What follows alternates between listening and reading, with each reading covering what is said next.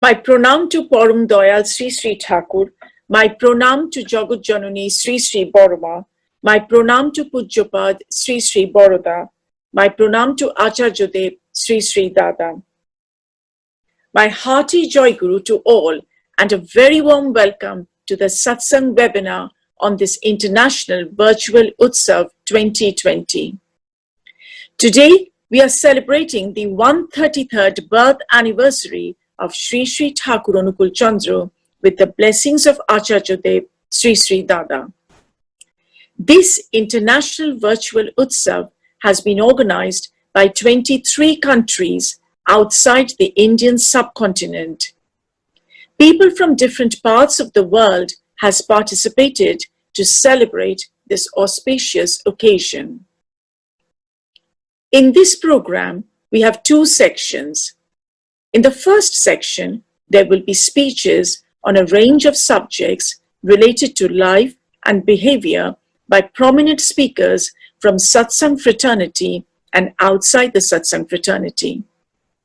In the second section, we will have a panel discussion where speakers from various parts of the world will participate. Sri Sri Takur was deeply interested in life in its varied manifestation and multifarious phases. He was not a believer in fragmentary approach to the problems of life. To him, all the problems of life were interlinked, demanding an all-comprehensive, coordinated tackling and integrated synthesis. Takur did not believe in a life of seclusion. Rather, he had a very intimate acquaintance with day-to-day problems confronting individuals and finding solutions. He has enunciated principles of life in response to the needs of the environment on the basis of his direct realization of the ultimate truth. Now I would like to introduce our very first speaker, who is Rajarshi Roy, a senior IT consultant based in London. He is a Satsang volunteer, Shahuprotiritik, and at present, he is the president of Satsang UK, the organization which promotes the philosophies of Sri Sri Takur Anukul Chandra in the UK, Europe, and many other countries. He regularly organizes and attends Satsang program throughout UK and Europe. He has also visited a number of universities and multi-faith forums to deliver speeches on the ideology of Sri Sri Takur.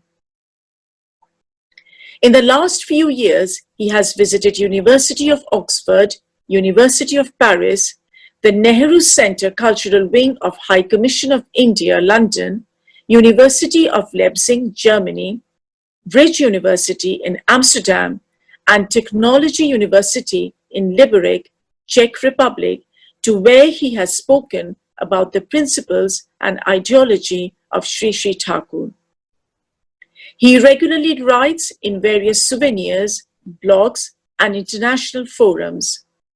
His article, Satsang, a Contemporary Universal Religion to Promote Being and Becoming of Humankind, has been published in the European Journal of Behavioral Science in May 2019. Mr. Rajarshi Roy will be speaking on mindfulness meditation and anger management. Jai Guru. At first, my pranam at the lotus feet of Sri Takur, Sri Boroma, Sri Borda, and Acharyadev Sri Dada. Today, we are feeling blessed and fortunate as we, the Satsangis from 23 countries outside Indian subcontinent, means Satsangis from other 23 countries outside India, Bangladesh and Nepal are celebrating 133rd birth anniversary of our love Lord Sri Sri Takur Anukul Chandra on this virtual platform, International Virtual Utsav 2020. 2020. On this auspicious occasion, today I'm going to talk about mindfulness meditation and anger management as per Sri Thakur Anukul Chandra's philosophy. So for that, I prepared a short presentation. Let me start my presentation. So my subject of presentation is mindfulness meditation and anger management. Why I've chosen this topic? Because the mindfulness and meditation, these two terms are basically Eastern. These two terms are based on Eastern philosophy, but these two terms have become very common in Western society in today's world also.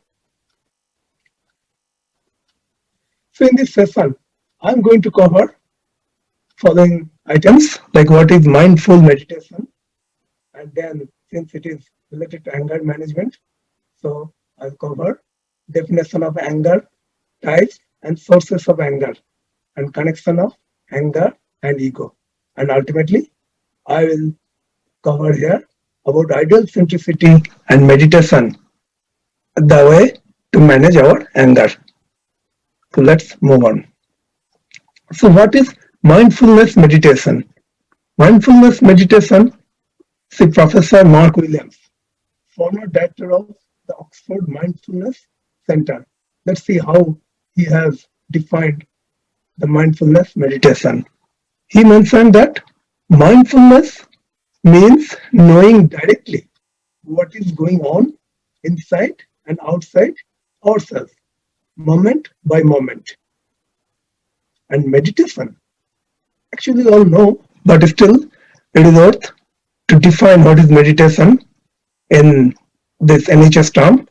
Meditation is an intentional practice where we attempt to increase our calmness, awareness, and emotional balance. So if we understand both these terms together, then mindfulness meditation will be something like meditation to elevate the level of our consciousness. You see, I have picked this definition from NHS website. NHS, I mean National Health Service of UK. This is the prime arm of Government of UK's health service in whole UK. So now let's see, what is anger? Probably all of us become angry in some point of time, and we also face anger from our relations and in our workplace, etc., etc. But let's see how social scientists defined the term anger. The definition of anger. Anger is an emotion that can range from mild irritation, annoyance, displeasure to intense rage. And in usual terms, people categorize anger as a solely negative emotion. Actually, whenever we say angry or we say that I'm so angry about someone who is near and dear ones to me, so basically I show some sort of negative emotion against that person. But sometimes it can be a positive emotion also, because we see that angry feelings may spur us to stand up for any sort of social justice or any other social changes.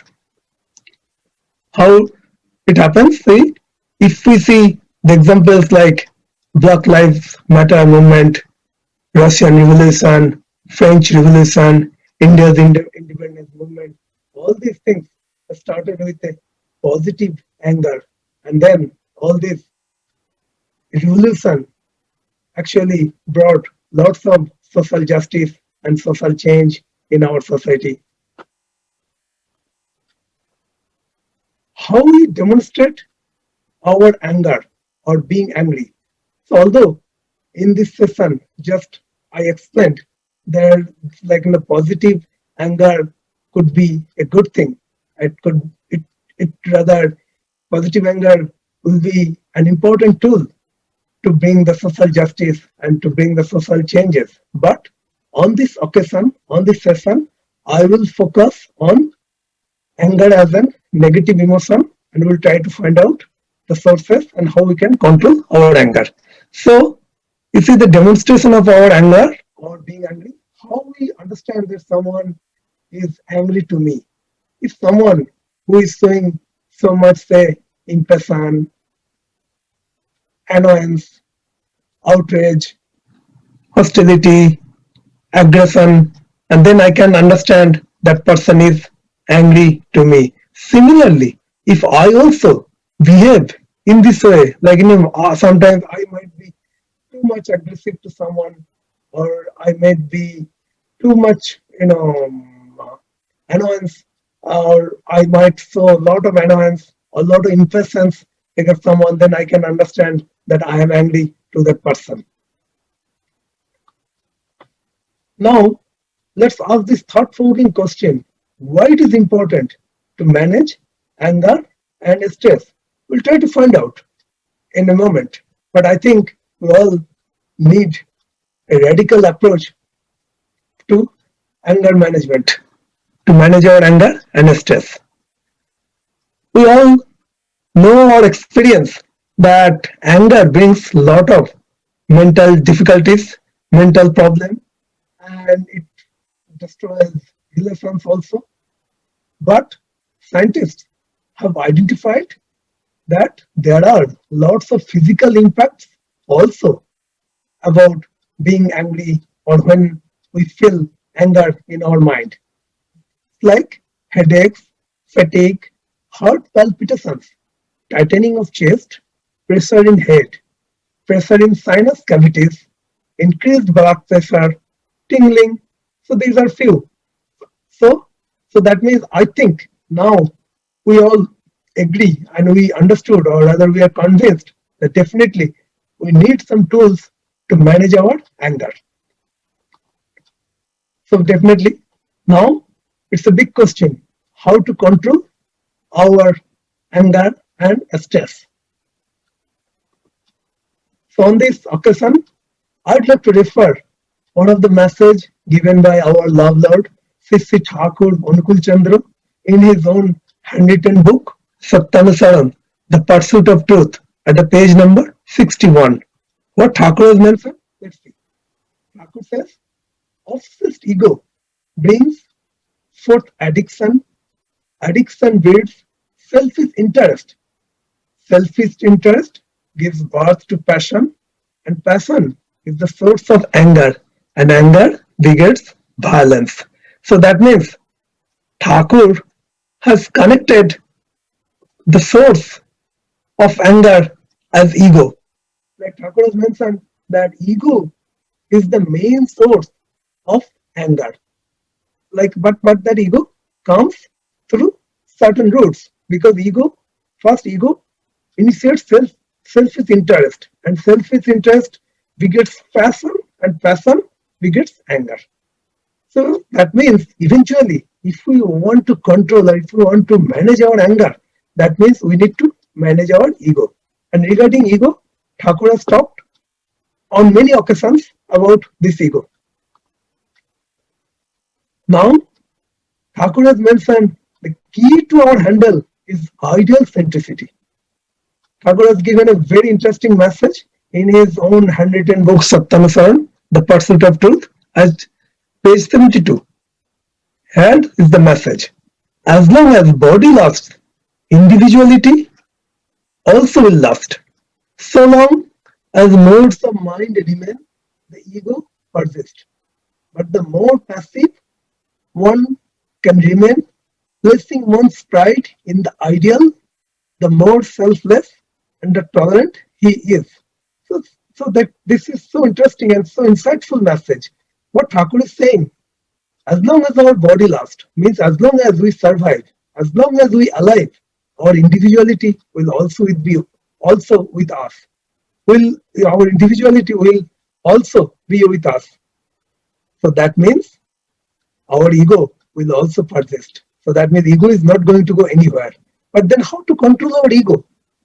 If we start taking pride in the ideal rather than ourselves, then we can become more selfless and we can become more tolerant. As we can become more tolerant, we can manage our ego effectively. Then we can manage the relations effectively. Takur has also mentioned other positive impacts of ideal centricity. What Takur has mentioned in another interesting Vani in Satyanusaran, the Pursuit of Truth, at page 49. As is the ideal in whom you place faith, so will your nature be formed and your vision too will be like that. See, in this message, there are a lot of interesting keywords. Number one, the ideal, the faith, the nature, and the vision. So this is a very much fundamental message and message which says that why we should have a superior ideal in our life. Because if we have ideal, then if we have a superior ideal, then our nature and vision will also be superior. Otherwise, and then if we have superior ideal and if we have superior vision and superior nature, then our growth will be guaranteed. Like we will be able to make progress in our life much faster. Another interesting message Sri Takur has mentioned in this book called Magna Dicta at page number 21.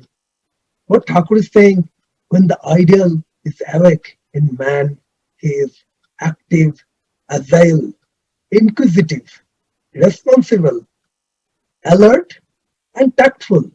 In a word, all faculties bloom and glow. So this message talks about 6 positive traits in any human mind. Although here it is mentioned that ideal is awake is a man, but this is actually definitely gender neutral message, so it is applicable for women also. So now you tell me here, my friends, ladies and gentlemen, who does not like to have all these traits or all these characteristics in our mind? We all would like to be active, agile, inquisitive, responsible, alert, and tactful. Because if we have all these qualities in our character, then whatever we would like to do, our success will be guaranteed. So that means having ideal in our life is the most essential, and then we can conquer many of our everyday struggle much smoothly and much more effectively. Now, the question is coming, how we can fulfill ideal centricity. The ideal centricity can be fulfilled when we take initiation in the name of our love Lord, Sri Takur, and practice meditation the way Sri Takur prescribed to us. So this satsang meditation, it is a combination of focused and transcendental meditation. So what is focused meditation? Focused meditation involved focusing on any superior personality or ideal intently as a way of staying in the present moment and turning off other distractions.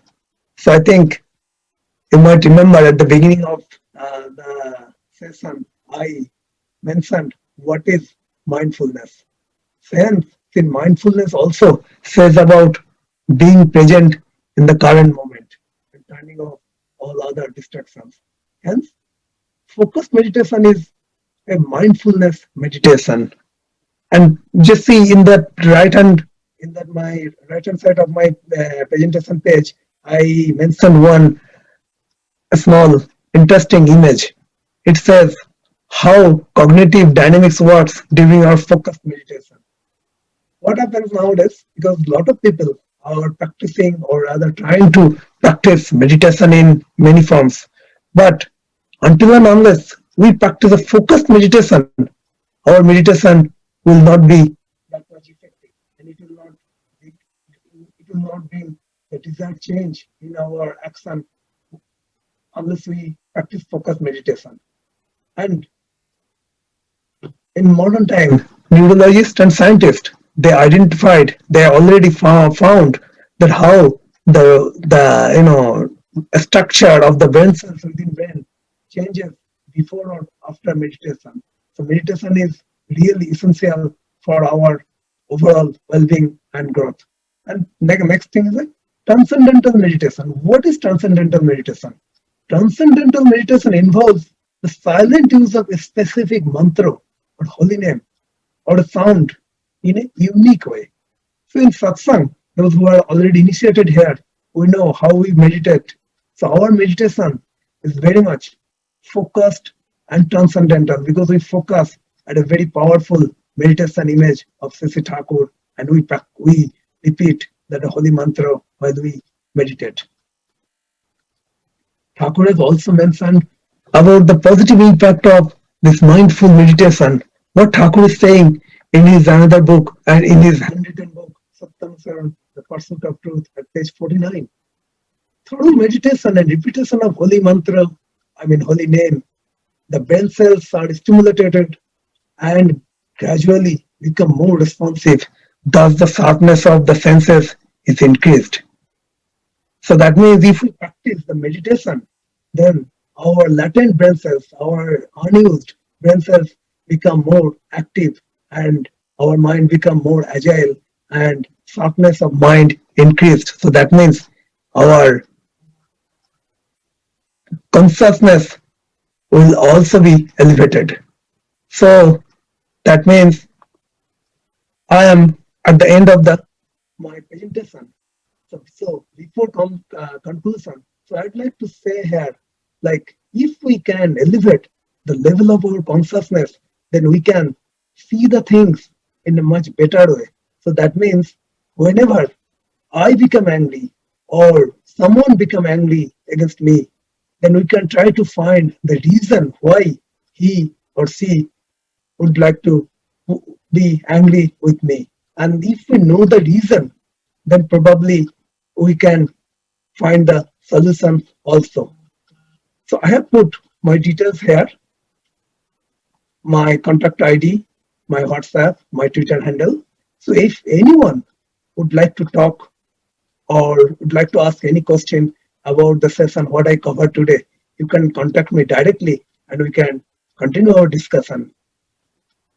So, friends, ladies and gentlemen, I'm at the fag end of my speech. So before finishing, I'd like to conclude by saying that all the principles of satsang prescribed ideal centricity are based on the scientific and rational thoughts only. It gives all emphasis on the existence and growth of human beings and other animals and everything else in the nature to elevate, and it aims to elevate the level of our consciousness. Hence, ideal centricity can be considered a positive development across all ages, geographies, social and financial statuses.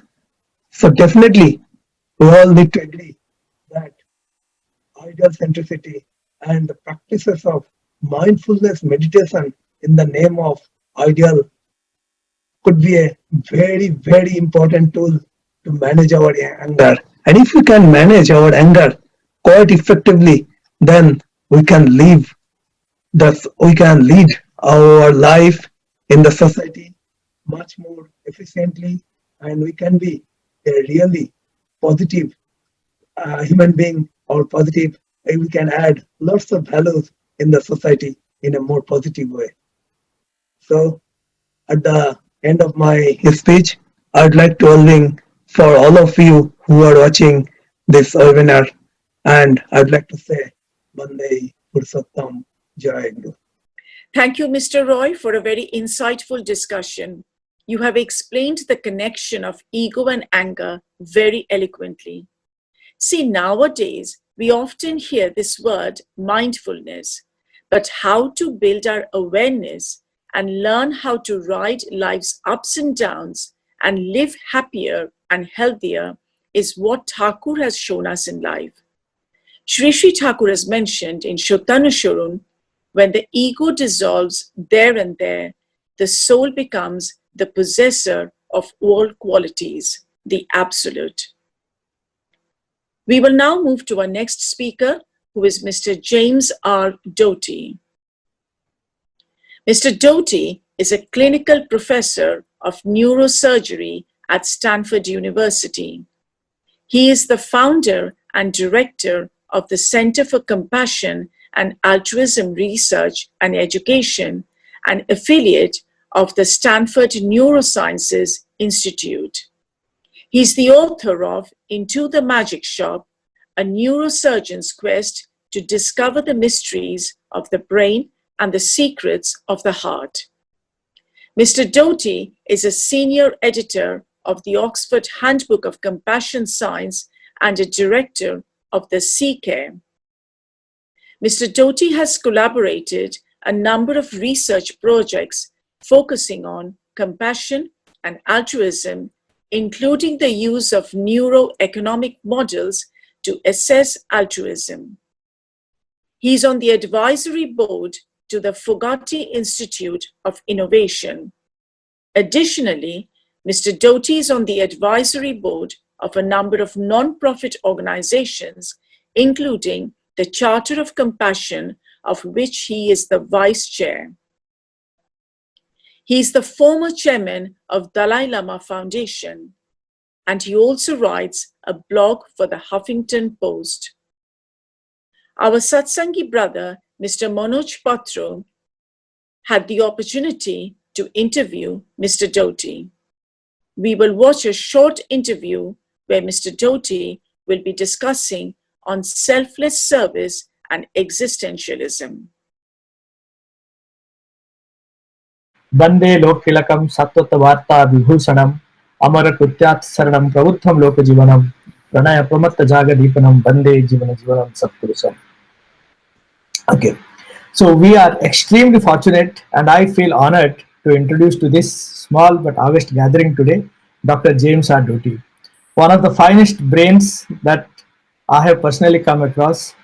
I have been fortunate to listen to him live in the Stanford University last year in an event that was attended by many people of high reputation. So Dr. James Doty, he is a clinical professor in the Department of Neurosurgery in Stanford University. Having led the field of neurosurgery for many years, he actually started another department, a Center for Compassion and Altruism Research in Stanford, which he heads right now. He is an inventor, an entrepreneur, a philanthropist. He holds multiple patents with him, has founded companies during the tech boom, has made fortunes by selling his ideas. He's an advisory board of many companies.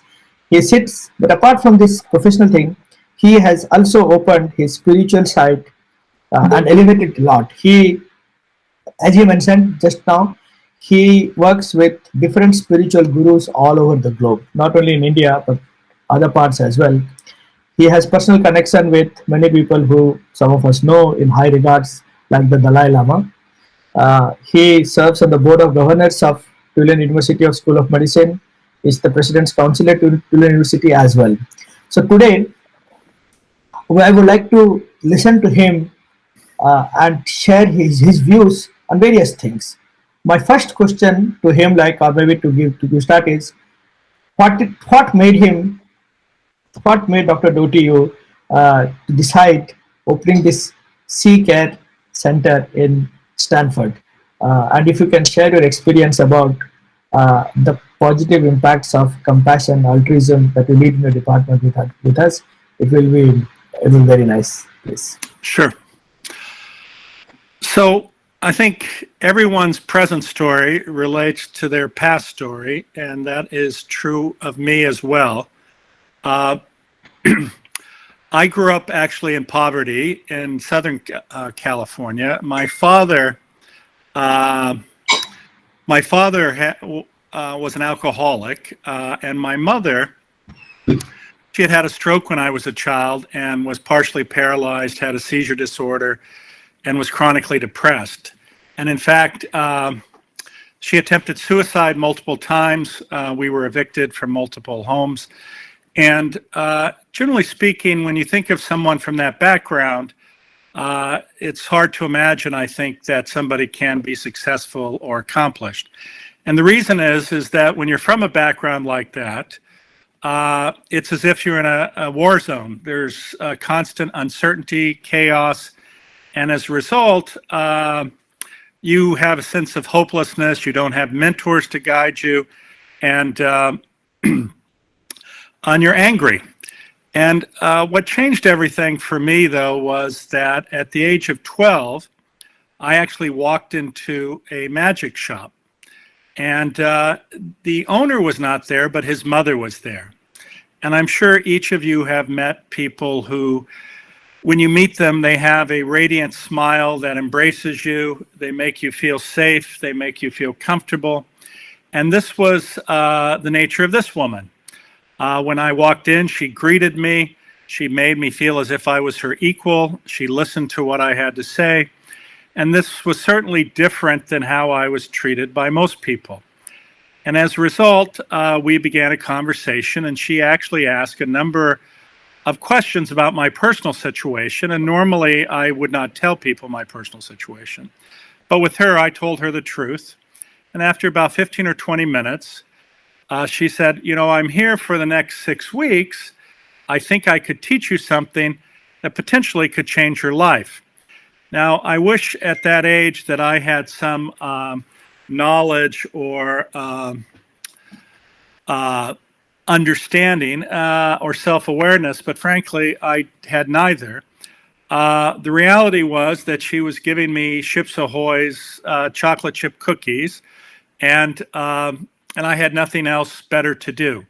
So indeed, I showed up every day for 6 weeks, and what happened was she taught me a meditation practice. So clearly this woman had some background in Eastern religions, and this was before mindfulness, meditation, neuroplasticity were commonly used. So the first thing she taught me was a breathing exercise, because as you probably know, when you modulate your breathing, you take deep inhales and exhales slowly. This actually causes you to shift from your sympathetic nervous system to your parasympathetic nervous system. Of course, we know that the sympathetic nervous system is associated with the flight, fight, or freeze response. And the parasympathetic nervous system is associated with what we call the rest and digest system. And what that does, though, is the difference is that when you engage the parasympathetic nervous system, that gives you access to what we call your executive control area, your prefrontal cortex. What that means is that when that is engaged, you have much more access to information, prior experiences, you're not afraid, and as a result, you make much more thoughtful and discerning opinions about things, or thoughtful, discerning decisions. So the first thing she taught me was this breathing exercise, and also a body survey, as it's called now, because I didn't realize my muscles were very tense, and because I was always waiting for something to happen. So once she taught me how to relax my body and breathe, this allowed me to be present and to attend. And the reality is, if you don't know how to attend and be present, it's very difficult to learn. And so that was the next thing that she taught me. And then she taught me the reality, and this is, I think, the case with so many of us, is that we have oftentimes a negative dialogue going on in our head. And that negative dialogue, for many people, says, I'm not good enough, I'm not smart enough, people are going to find out about me, they're going to find out I'm incompetent, et cetera, et cetera. And what happens is that constant internal dialogue has very negative health consequences, because it actually engages the sympathetic nervous system on a chronic level. And as a result, you have the release of cortisol, a stress hormone, you have depression of your immune system. You have the production of inflammatory proteins, which are associated with a lot of chronic diseases. And actually, your heart doesn't work as well. You have actually an increase in heart rate variability, which is associated with the highest incidence of sudden cardiac death. And your blood pressure goes up. So all these negative consequences of stimulation of the sympathetic nervous system. But when you engage the parasympathetic nervous system, you're relaxed. Everything is the opposite of what happens when you engage the sympathetic nervous system. So you're calm, you're relaxed, you're much more open, you're thoughtful. You engage your executive control function, so you make much more thoughtful, discerning decisions. So that she made me realize I had this negative dialogue going on in my head. And then she taught me a technique how to change that dialogue from one of negativity to one of self-affirmation and positivity. And I realized that when I had this negative dialogue going on, was trying to meditate, if you will, I had a tendency to try to react to these statements that were made or that I was listening to. And what I realized was that I could ignore them, but I could also change them. And then I was no longer focused inwardly, but I was now much more present and also focused outwardly. And what I tell people is that experience of self-compassion and then of, if you will, opening your heart to the suffering of others really changed everything for me. And as a result, this rumination, which was inwardly directed, turned to looking at the world a completely different way. And I tell people that when I changed my thinking of the world, it changed how the world reacted to me. And as a result, my anger, my hostility dissipated and was replaced by this feeling of love and caring and sort of this desire to connect with people. And as a species, unlike other species that swim away or run off into the forest after they're born, our species requires us to be cared for 15 years maybe.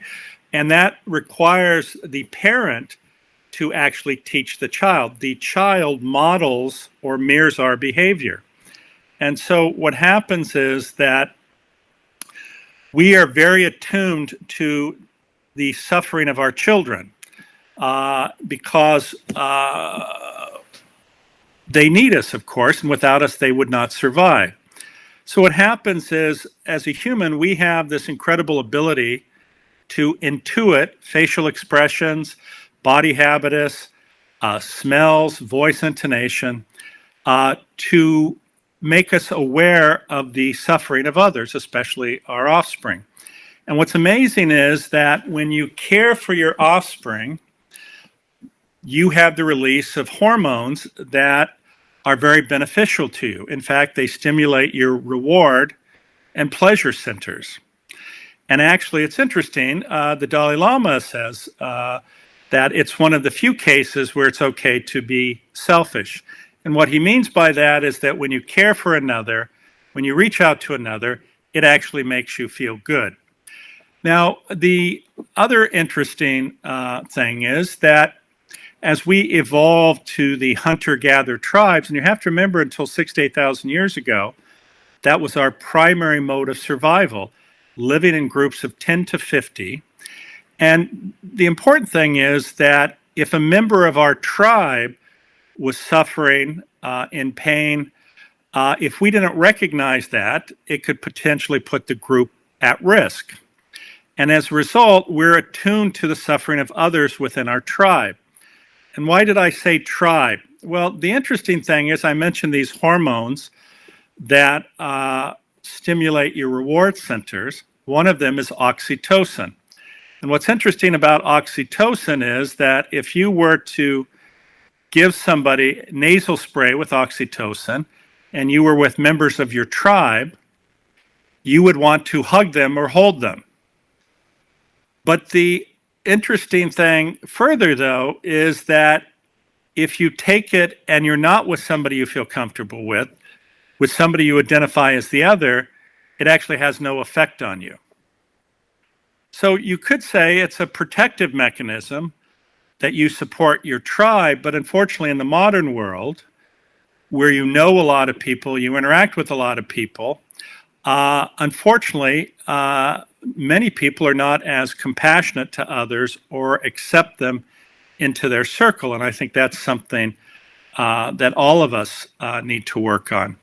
So what happens is that when you feel afraid, what it does, though, is it shuts down this feeling of connection to others. It shuts down looking at others as part of yourself, if you will, where you look at others as a stranger that puts you at risk. And as a result, this is the bad part of the autonomic nervous system, because while it worked wonderful when we were on the savannah in Africa 200,000 years ago, it doesn't work so well in the modern world.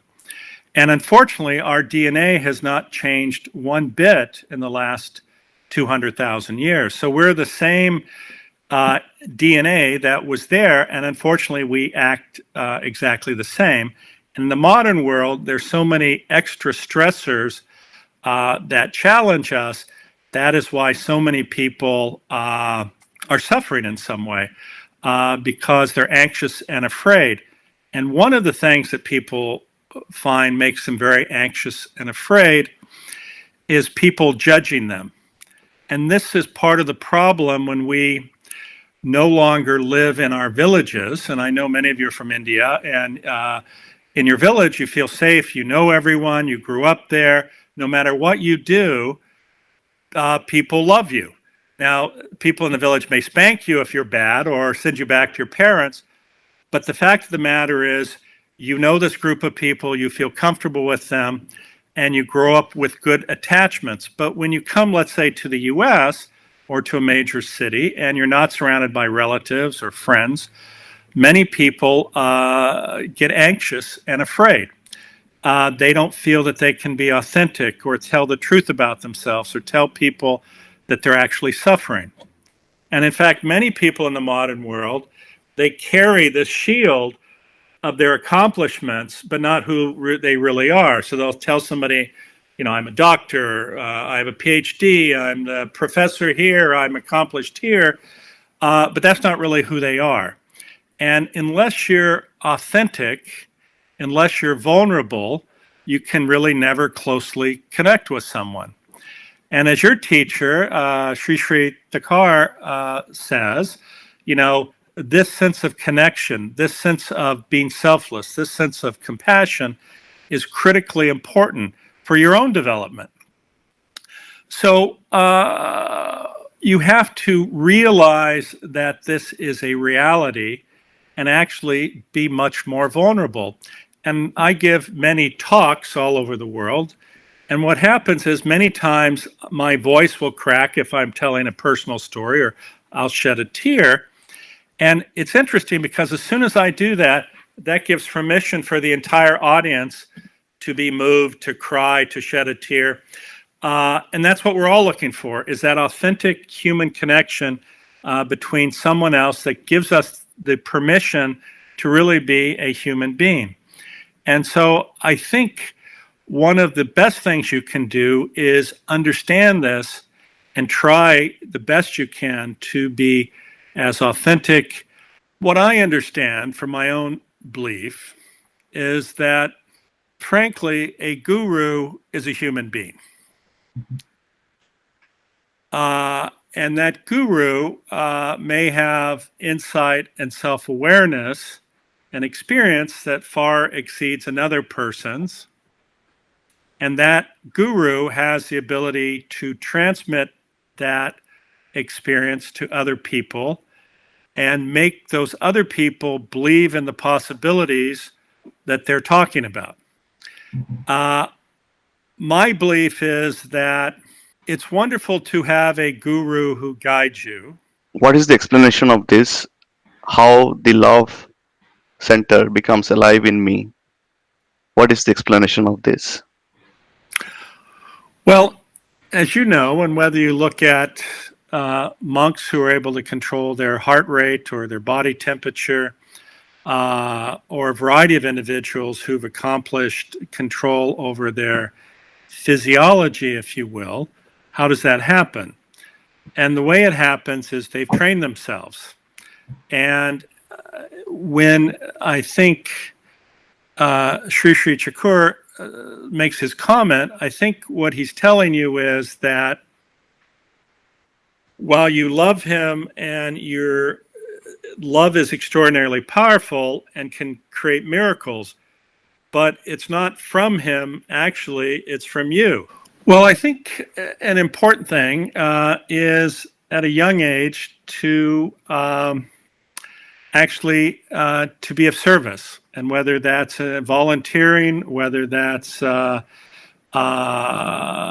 a project of your own to be of service to others, especially as a child, when you see how people benefit and how people respond to you doing acts of kindness and goodwill, it makes you feel good and you want to repeat that. And what a lot of people don't understand is that they'll say, well, I don't have a position, I don't have any money, I'm not really in a situation where I can really care for others. But I would suggest to anyone that each of us every day has the capacity to improve one person's life, period. And that can sometimes simply be available to them, saying hello to them, reaching out to them, carrying their groceries. It's very, very simple. But if you make this practice, this way in which you see the world is one in which you reach out to be of service, then I think everything changes for you. And not only do you feel good about yourself, but you actually change your whole idea about the world. And you see the world then through the eyes of an optimistic person who sees how love and compassion makes people react. And it's very, very powerful. And you want to repeat that. Thank you, Mr. Patro, for the insightful interview. We can see that Mr. Doty's work is really inspiring. In this regard, I would like to recall a message of Sri Sri Takur from the Message, Volume 3. Be thou kind and compassionate to the sufferers. Serve and help them, as your possibilities allow, without any selfish motive. Our next speaker is Mr. Sharad Jha. Mr. Sharad Jha is a business consultant. He's also a poet, and he takes active participation in British politics. He has worked in multidimensional business enterprises, education, and human resource development. His topic of discussion is ideal in life. Good afternoon. It's good afternoon over here. And I'm very much honored to be part of this privilege on which it's really very respectable to know about the ideals of Sri Takur Anukul Chandra, and then further think about it internally and go about in line with the thoughts towards a brighter horizon of a successful life. So as Thakurji had correctly told, that clever is he who loves and serves his beloved and serves people for him with compassionate interest. So when we were born, you see, if we consider an idol in the family life, when we were born, we came from our mother's womb. The idol was our mother, and she will always be our idol. We got food because of her. We learned various aspects of life at the nurturing stage from her. And as we progressed further, slowly we came to know the tributaries about brother, sister, father, relatives, friends, society, and all other parameters which govern what we call either a family or a society or an occupational setup where we work. So if we consider the concentric circle of our life, and there is a neutron in the middle, which is V. So on that pretext, if you picturize in your mind, you will see that the neutron, the self, is the biggest family of the self.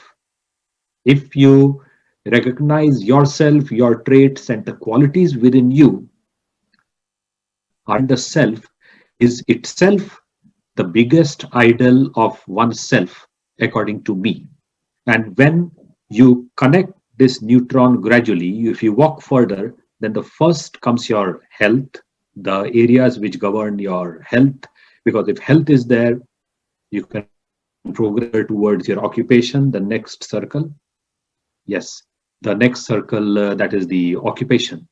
And if we consider the occupation, then that brings you some remuneration, some monetary aspect, or some fame with which you progress further. And then comes the family. So if you have confidence in yourself and you think about yourself as a complete person, then you connect yourself with the family and the society, and then you serve as an idol for your family.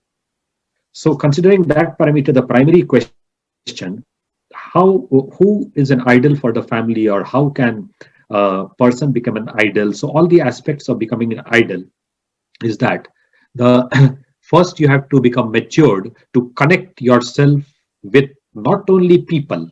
It's not that only the living beings are humans. If we consider the earth, and you are in the center of the earth, then we have air, water, and ground. So if we consider water, then in water we have fishes, we have so many kinds of animals, and also we have so many things which we have still not discovered. It is a mystery altogether. So that is also our family. Water and its living beings are our family. And then if we go further on the ground, there are so many animals, so many trees, so many things which manufacturing plants, all these things are made by the soil and greenery and the animals. Those are also our family. Then if we go further in the air, the birds, the air, the atmosphere, mesosphere, and stratosphere, yeah, various things, living beings, virus, bacteria, and even aliens. If you see the UFO program serials, even aliens come and go, and some people tell that they have also seen it. So those are also our family. Now if you see, if we go further, then people are telling that there seems to be water on the edge of the moon, on the poles of the moon or the Mars, something of that sort. So again, we are planning to build cities over there. People have signed agreements that we want to live on moon or Mars. Yeah. So again, when you go there, there will be some virus, some bacteria, or something living in the water. That is also our family. Now, what is an idol? The primary question. We are not diverting. I'm just trying to a background. So now, if we consider what is an idol, yes. So idol is number 1, 2, 3 points I will tell. The idol or your family is someone who has stood beside you when you were in difficult times. Someone who has actually thought about you. Someone who takes out the time to talk to you, to give you the time which you ought to have from your sisters, brother, mother, and maybe they don't have time. Your nephews, your niece, and all other relatives don't have time. That, yes, this is my uncle, this is my auntie. They will never call you. And you have internally, by heart, you have emotions, which is also a part of emotional intelligence, that, oh, that is my nephew, that is my this thing. But yes, if that nephew or niece has respect for you and you have created that respect by having respect for yourself, then they will consider you as an idol. Why do we consider Sri Takur Anukul Chandra as an idol? Yes. So his quotation was there that you are for the Lord, not for others. You are for the Lord and so for others. You are for the Lord and so for others. Yes. So the concept is that if you do your activities and all your traits are such that yes, the positive attributes of life are coming out from you as a brilliance, a radiance of brilliance, which therefore transforms into excellence, then that creates the concept of being an idealistic person in the neuron cells and mitochondria of the other person behind you. Yeah, the person looks at you from their iris, pupil, cornea, and that look converts into the right trait and gets inside liposomes below your cerebrum, and it generates the electric current to tell that yes, this man or lady is good, this ma is good, or this Baba is good, and he seems to be my idol or guru. And from there, the concept of the idol, the correct idol for your personality, for you as a person, emerges. Once I had read this story, yes, and in some good book, that the Almighty asked this man who came to him that, see, I always think about you. You are my idol. I always think about you. So I am your most loved pupil. He told, okay, yes. So he told, okay, do one thing for me. Take this container of milk and walk for some 2-3 kilometers and come back. But the milk shouldn't fall. It is filled to till the top. Yeah, I will. Why will I not do? I will do this. So he went with the milk and came back after walking. Not even a drop of milk fell. He told that, see, I did this for you and you are my idol. He told that, fine, but did you think about me for so long? Well, how can I think about you? All my concentration was towards the milk. He told that, see, so on the earth or any other planet, yes, there are people who are doing their work, who are serving the humanity, who are serving the society, but at the same time, at the back of the mind, they are thinking that, yes, I'm thinking about my idol, I'm thinking about my guru, yes, I'm loving humanity, but at the same time, at the back of my mind, I'm thinking about the guru or my teacher or whatever. So that is supposed to be considering a person an idol, and that is supposed to be being truth from inside and thinking about the society as a correct, internally positive individual. So this concept of who is my idol is an infatuation in the beginning, yes, but to create that infatuation and internally understanding that, yes, is it an infatuation towards a person, or is it the love for an actual idol whose thoughts, whose sermons, whose sacramental, idealistic talks really affect me from the heart and the mind? How will that happen? Yes, if you close your eyes and do a bit of meditation, that too in the correct way, yes, and in between many things will come in the mind, about birds, about various negative things. In the beginning, during meditation, those things will come, and when you actually get out of that and think about that person, about that guru, and when internally you get that feeling that yes, this person is coming like a fragrance of breeze to my mind, yes, and this person I am considering as an actual idol for me. I like what he told. I like what he felt, and that feeling and thought of his or her is coming inside me as an influx, like a beautiful divine water is flowing all around my mind, and I am trying to inculcate within myself what that idealistic man or woman has told, and I'm trying to infuse that in me so that I become the correct person for the humanity, following my idol's thoughts. Like for many of us, Sri Takur Anukul Chandra is the guru. For many people, Muhammad Prophet or Lord Rama, Lord Buddha, such names are there. Who are the idol for different? At the end of the day, if you close your eyes and see, all of them comes within the same subset of being the correct idol, either in invisible form or in humanistic form or in the form of a sculpture. at the end of the day, the lady or the ma or the baba is an idol for someone. So the concept of idol, you have to reduce from macro to micro level. Macro to micro level means, as I told you, air, water, ground. You have to consider the planet Earth. Within that planet Earth, you are a single person. On top there is a sky. And as a single person, all the rays of all these living beings are coming inside your heart, because you yourself are also part of that guru. You yourself also is a part of that idol.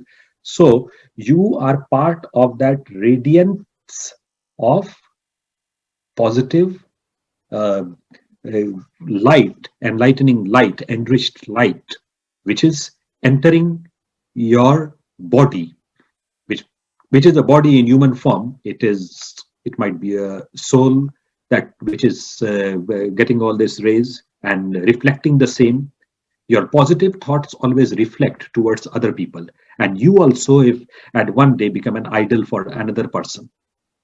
So when you think that way, and think in a matured way that yes, this is my goal, this is my objective.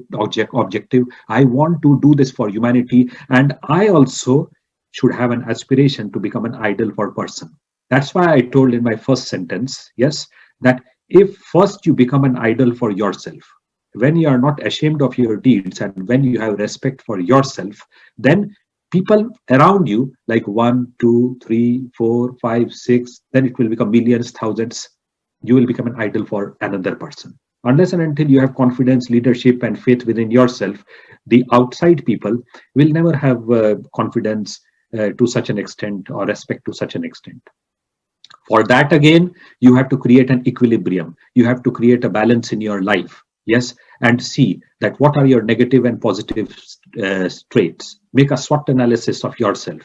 And the more positive you become, the more neutral you become in some cases. Some cases you have to be neutral, you can't help it, balanced. Then slowly you will see that slowly your light of radiance will start emerging and spreading. And then you will become an idol for someone, like someone is an idol for you. So being an idol for the family means that you have created yourself in such a way, because respect cannot be bought, respect has to be created. You have created your physical physiognomy, phrenology, and demagogue of yours in such a way that the people around you in the family, and then in the bigger family of water, air, and ground, consider you as an idol. So this happens with maturity, with time, and the sooner you get matured on that front, the sooner you become a genuine, authentic idol, not only for the family, but the greater, larger family around you. This talk can go on for days, months, years, whatever you say.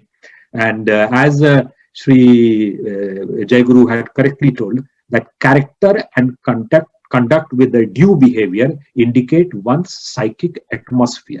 Yes, so your character and conduct should be good. You should work correctly, positively, and then the people around you will see the indication in that psychic atmosphere. Mr. Shaurya explained the importance of ideal-centric life very eloquently.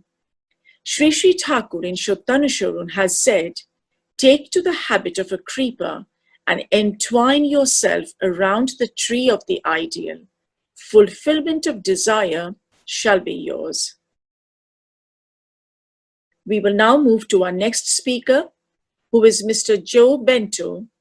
He's a Satsangi from USA. He is a farmer, and ever since he has been initiated in the holy name of Sri Sri Takur, he has stopped sending his cows and buffaloes to the slaughterhouse. Our Satsangi brother, Mr. Manoj Patru, visited his farm in California, and now we will watch a short clip of the discussion. Jai Guru, we have come to interview Joe Bento. He is one of the Guru Bhai in California. He lives in Modesto, a small city in California. He is a farmer here, and he will listen a lot of clink and clank sound in the back while taking the interview, because he feels like this sounds gives an impression that the cows are healthy. So Let us go and meet him, and we will hear from him. I am in Modesto, a small town, a very modest town in California called Modesto, and this is the farm of Joe Bento. He is our Guru Bhai. Joe Bento loves this place. He stays here with all his children, the cows, the other animals here, goats, sheep. There is a cat, a dog, and he lives in nature amidst all this. But more importantly, for today, Joe is our Guru Bhai. Joe, Jai Guru once again. So we would like to listen to you. You have taken initiation roughly about 18 months ago? Approximately, yes. Oh, right, approximately 18 months ago. So can you tell what changes have you felt in you after taking Shishi Thakur as your idol? So after doing meditation in the morning and everything, a lot more relaxed and a little more focused. Very nice. So yes, and been more clear-headed and more able to take on a little more tasks and that type of thing. Very nice, good. So sometimes it's not that challenges completely vanish after taking Shishi Thakur. Sometimes challenges increase. So you have also faced some tough times this year. Yes. And for some months last year, when the federal government has unduly put some restrictions on you. So what was your feeling during that time of challenges? How did you overcome them? Well, so I mean, you guys have been, the whole community has been very good to me. You guys have been very good to me, and just the support that I had for people coming back and continuing to use our product was very nice. We've had quite a few challenges, but we've overcome them and we've gotten stronger in a sense. Very nice. And the business is starting to take off a little bit more, and very happy with it. Very nice. Good. Very happy with it. So we understand that you run the farm very differently from others. You want to feed the cows only grass and only produce organic material.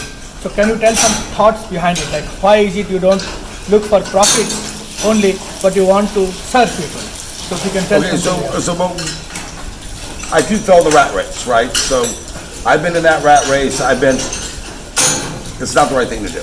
You know, it comes to a point that your conscience kind of kicks in a little bit. And I work just as hard now as I did then. But to run 1,000 cows, to run 2,000 cows, whatever it might be, everything becomes numbers, right? Because essentially you're chasing that penny. And the life of the cow is shortened. Everything is like running a race car. Versus now we're doing more Sunday driving. And we're just kind of putting along. Our community's getting served. So we're putting out a superior product, and we're putting it out at a price that anybody can afford. And that's what this is all about. Is staying in business and not making $1 million, not making an extreme amount of money, enough to keep on going. And hopefully later on we can take a vacation here and a vacation there. We're not at that point, but eventually we will get there. very nice. Good, yeah. So yes, so that's Good. So we also heard that what you are doing is essentially like kind farming. You know, these cows in the other farms are sent to the slaughterhouse after when they go dry. But here you are not doing that. No. So we've started a sanctuary, okay, and we have one or two that we're going to start retiring pretty soon. And what I'm going to do here is, if everything runs well this winter, we'll be putting in a pasture this spring, and we'll be doing that here and then there. And I'm going to make it. We'll put benches around it. We'll make it very nice for people to come out and be able to enjoy themselves. I got a lot of ideas in my head, and eventually we'll get all there. And then eventually I want to buy something out of state. And so when we get something out of state, people that consume our product or that donate to the sanctuary would like to have a house there where they can take the weekend and go there with them and their families and secluded. I wanted to make it a place where there is no, you cannot use any digital, nothing. No distractions. Absolutely nothing. You're there, and that's what that's about. Very nice. So amidst all this work, now Shishi Thakur, you got this holy name the day you took initiation. You continuously chant that name, and that helps you? Yes. So yeah, that's part of meditation early in the morning, and yes. So it's important. So we all believe that this continuous chanting of the name, it makes a man, makes the mind sharp. And meditation in the morning makes the mind calm. Both are good. Chanting on the go and chanting while meditating, both are needed. While on the go you can do it. You drive very long distances and all that. Do you also feel that the general positivism in you and vibrancy in you is higher because after taking Sri Thakur? So, okay, so with that said, as far as the calmness, a little more calmer and a little bit more clear-minded to think and to focus a little bit more, that has helped out tremendously. Good. And you can also sense, as you said, we have a sense of belonging with all our brothers who help us. No, absolutely. So it's a wonderful community, right? A wonderful community. Could not ask for. No. You can always count on us. We feel like helping. We are part of the same family, larger family, right? We call ourselves Guru Bhai or brothers in faith. And so his problems are also my problems in some way. And whoever gives us service, we want to ensure everybody lives happily. If they have some challenge, whatever we can do, Absolutely. Okay, very nice. So you like to have any last message for new people who do not know about Takur? If you want to tell, we have come across a guru, a teacher in our life. If you feel like any message to people who do not know out there about Sri Thakur, should they come and should they explore? Do they want to know anything you would like to give them? Okay, so the thing is, being skeptical is human nature. Yes. Right? So it's good to be skeptical with anything. In It's something, good. yes, yeah. But so in trying it, Yeah. a person should not try it and expect something in a week, in a day or so. Miracles will happen. Try it for 2 months, 3 months, 4 months. And if it's not for you, it's not for you, but give it a shot for 3, 4 months and see what happens. The discipline is being alive. Very nice. Good. Okay, Jai Guru. Thank you very much, Jai Joe. Guru. Thank you, Jai Guru. Say Jai Guru. Joy Guru. Shri Thakur. Shri Thakur Anukul Chandra ji ki jai. Ji ki Jai. Okay, jai. Thank you, Mr. Bento and Mr. Patro. It was very inspiring discussion. We've just heard about his transformation that has happened in his life after taking the holy initiation of Takur. In this regard, I would like to quote from Satyanusaran: "After taking shelter of a true master, think independently." We will now move to the next speaker, who is Manoj Patro, SPR from California, USA. He is a senior engineering manager in Google, California. He is an active satsang volunteer and has been a devotee of Sri Thakur for over 40 years. He has been associated closely with Satsang Vihar in Bangalore and Hyderabad. Mr. Patro's topic of discussion is courage to resist evil. Jai Guru, Bande Loktilakam Satvata Bharta Vibhushanam Amarakutyat Saranam Prabuddham Lokajivanam Pranaya Pramatta Jaga Deepanam Bande Jivana Jivanam Satpurusam Bande Jivana Jivanam Satpurusam Bande Jivana Jivanam Satpurusam. I offer my heartiest obeisance and pranam to Sri Thakur, to Sri Bodama, Sri Bodada, Acharya Dev Sri Dada, and other reverend family members of Sri Thakur. I also offer my Jai Guru to all of you, and depending on which part of the world you are joining from, good morning, good afternoon, or good evening. The Sri Thakur's ideology is infinite. It cannot be measured. We can, in any program, share but only a few drops from this fathomless ocean. Today, I am going to touch only a few topics, and a lot has been already told and covered in various programs. We will also hear more in the subsequent programs of this Utsav.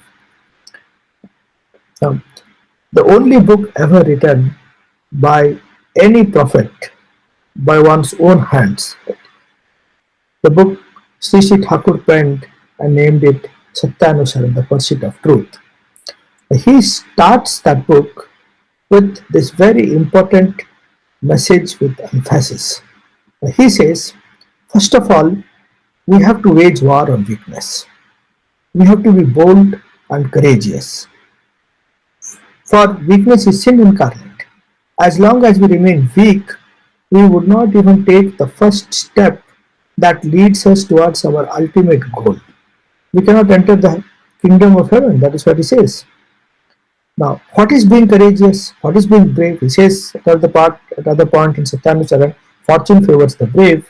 Faith, reliance, and sacrifice are the signs of bravery. Now, this courage can be broadly categorized as of two types.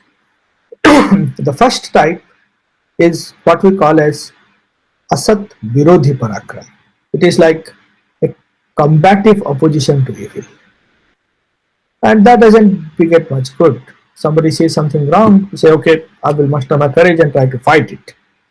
The second one is asat nirodhi parakram, which is a resistive restraint to evil.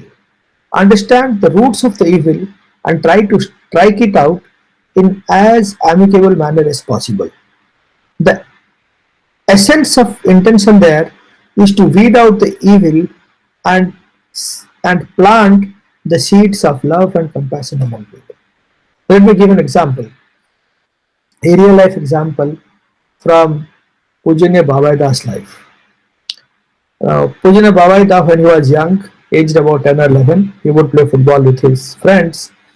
But even at that tender age, he had a lot of yearning to listen to spiritual stories, anecdotes and incidents from Sri Thakur's life. And so he would go and visit an old gentleman who had accompanied Sri Thakur from Pavna to Devgar. He also spent several years in Pavna in association with Sri Thakur. And because he had this rich plethora of experience, he would narrate that and many people would listen from him. So Pujana Bhavada also would go and he would oftentimes stand at his doorsteps and listen to the stories. Now one day when he visited that place, he noticed something and that displeased him. He noticed that that old gentleman, so respected in the ashram, was resting his feet on a box. The box that contained Sri Thakur's books. And those books had photographs of Sri Thakur. It appeared to be extremely incorrect to Pujana Bhavaida. But he restrained himself from blurting it out at that point in time. He backed himself, did not participate in the meeting that day. And the following day, he visited the gentleman with a stool in his hands.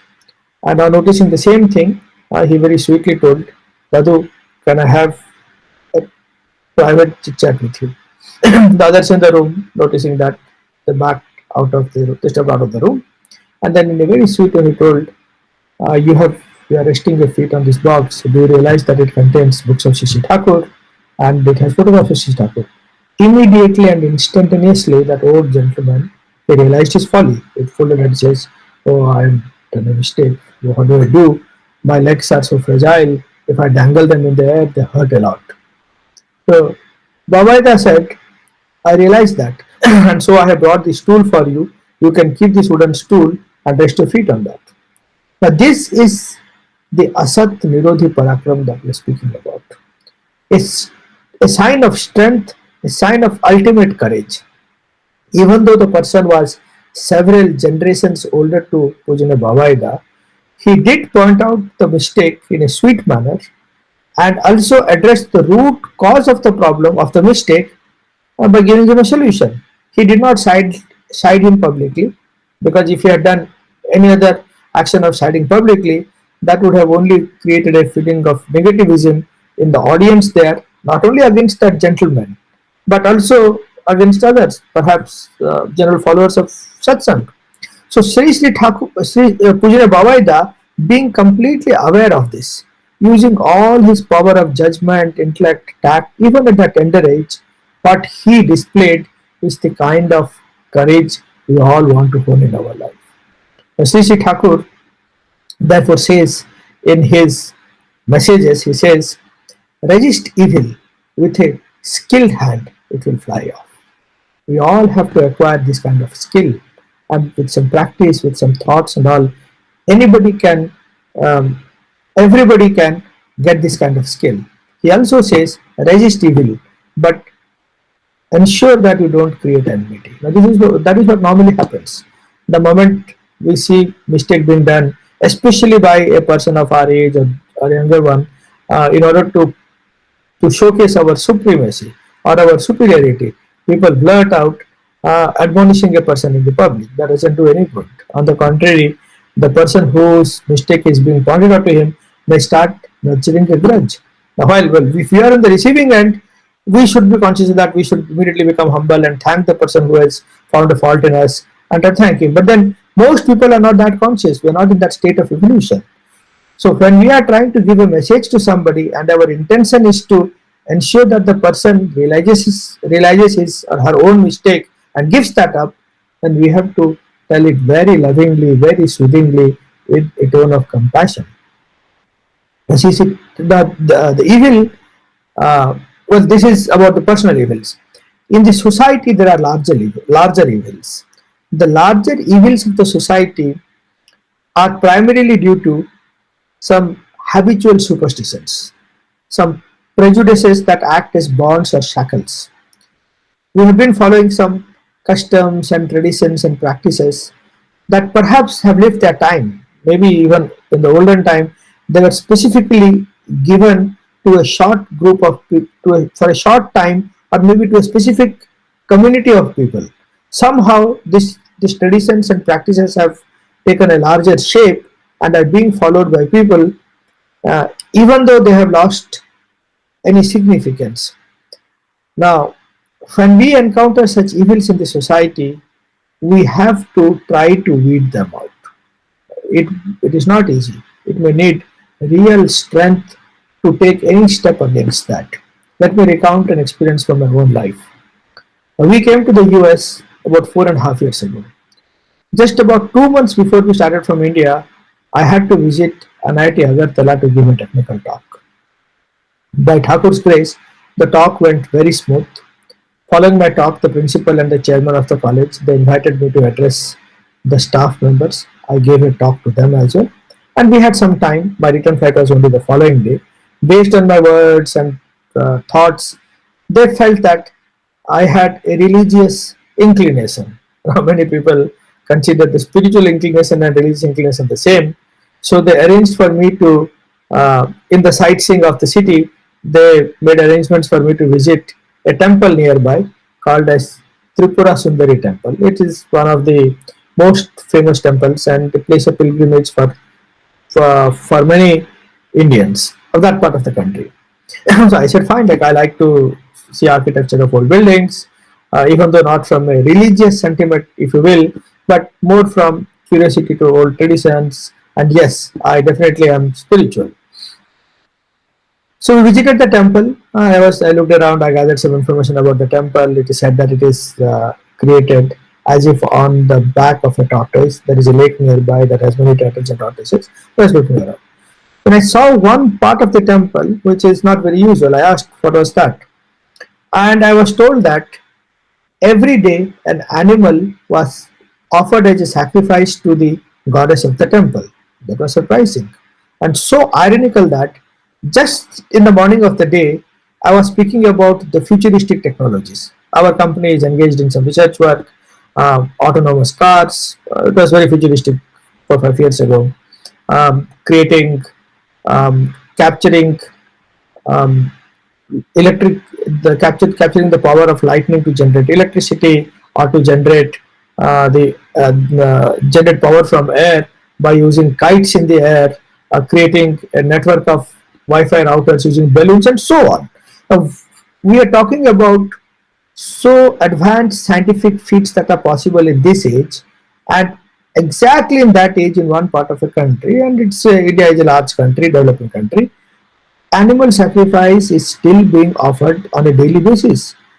And how stark different, the stark difference in this approach is, it bewildered me. And I wanted to meet some of the priests of the temple, and I was told there are three priests. I was able to meet only 2 of them. Now both these priests separately, when I spoke to them, they acknowledged that this was not a good practice. One of them told me, he admitted that even that animal is also a child of the god. It cries when it is being pulled to the altar for sacrifice. So While they did not approve of the practice, they did not have the guts or the courage to oppose it. I asked one of them, why don't you oppose it then? He says, no, what do I do? If I do that, they will oust me, they will remove me from the temple. So, based on some fear or the other, these priests were not able to oppose that. I tried to speak to other workers in the temple, in the kitchen and all. Some of them also agreed with my view that no, it's not good, but they were also afraid of voicing any opinion on that. But when the prophet comes and notices such vice being followed in the society, he cannot but oppose this. He has to oppose this to break these shackles, these bondages, because they together these such prejudices, they pull human beings down and do not allow them to evolve or grow. Now, I heard later that about a year ago, uh, the High Court issued an order, and there are no more sacrifices happening in that temple. It gives me such a sense of relief that after 500 plus years of ill tradition, finally it has come to a halt. Now, Sri Thakur writes in the Holy Satyanusaran, the desired good of man remains hidden beneath his habitual superstitions, and the giver of good is punished only when conflict appears between the goodness he gives and the habitual superstitions. And that's why the Savior is slandered in one's own country. So sad, but it's the truth of life that when the prophet descends down with the single point mission to through practice in one's own life show the path of dharma, or the path that leads people to the ultimate destination, his words, his actions are not followed by everyone, and hence he has to leave his place of birth where initially he does his mission to a foreign land to do the remainder of his mission. It has happened with every advent in the life, and Sri Thakur was no exception. He had to also face the same challenges. So Thakur had to leave Pabna and come to Devgar. Now, in another message, he gives the definition of prophet. He says, the wrapping on accustomed habits that make a man go to the dogs feels restless and uncomfortable. Though he does not like them unconsciously or subconsciously, so the prophet cannot be universally admired and worshipped. So, even though the prophet tells to everybody there with live example, with all explanation, with all sweetness, with everything, that this cannot be done, this should not be done, not everybody is going to accept and follow that. We hear the Tripura government and the judiciary system there, they have banned the practice. Now many people have accepted it, the majority of them have accepted it now, but a few people have expressed their dissent then, and I hear that they continue to express their dissent. They feel the religious rights have been subverted. So this is, I am appalled at the ignorance of people as to what do people understand by real religion, what is doing prayer. Anything that goes against the laws of nature, we cannot ever call that as propitious to life.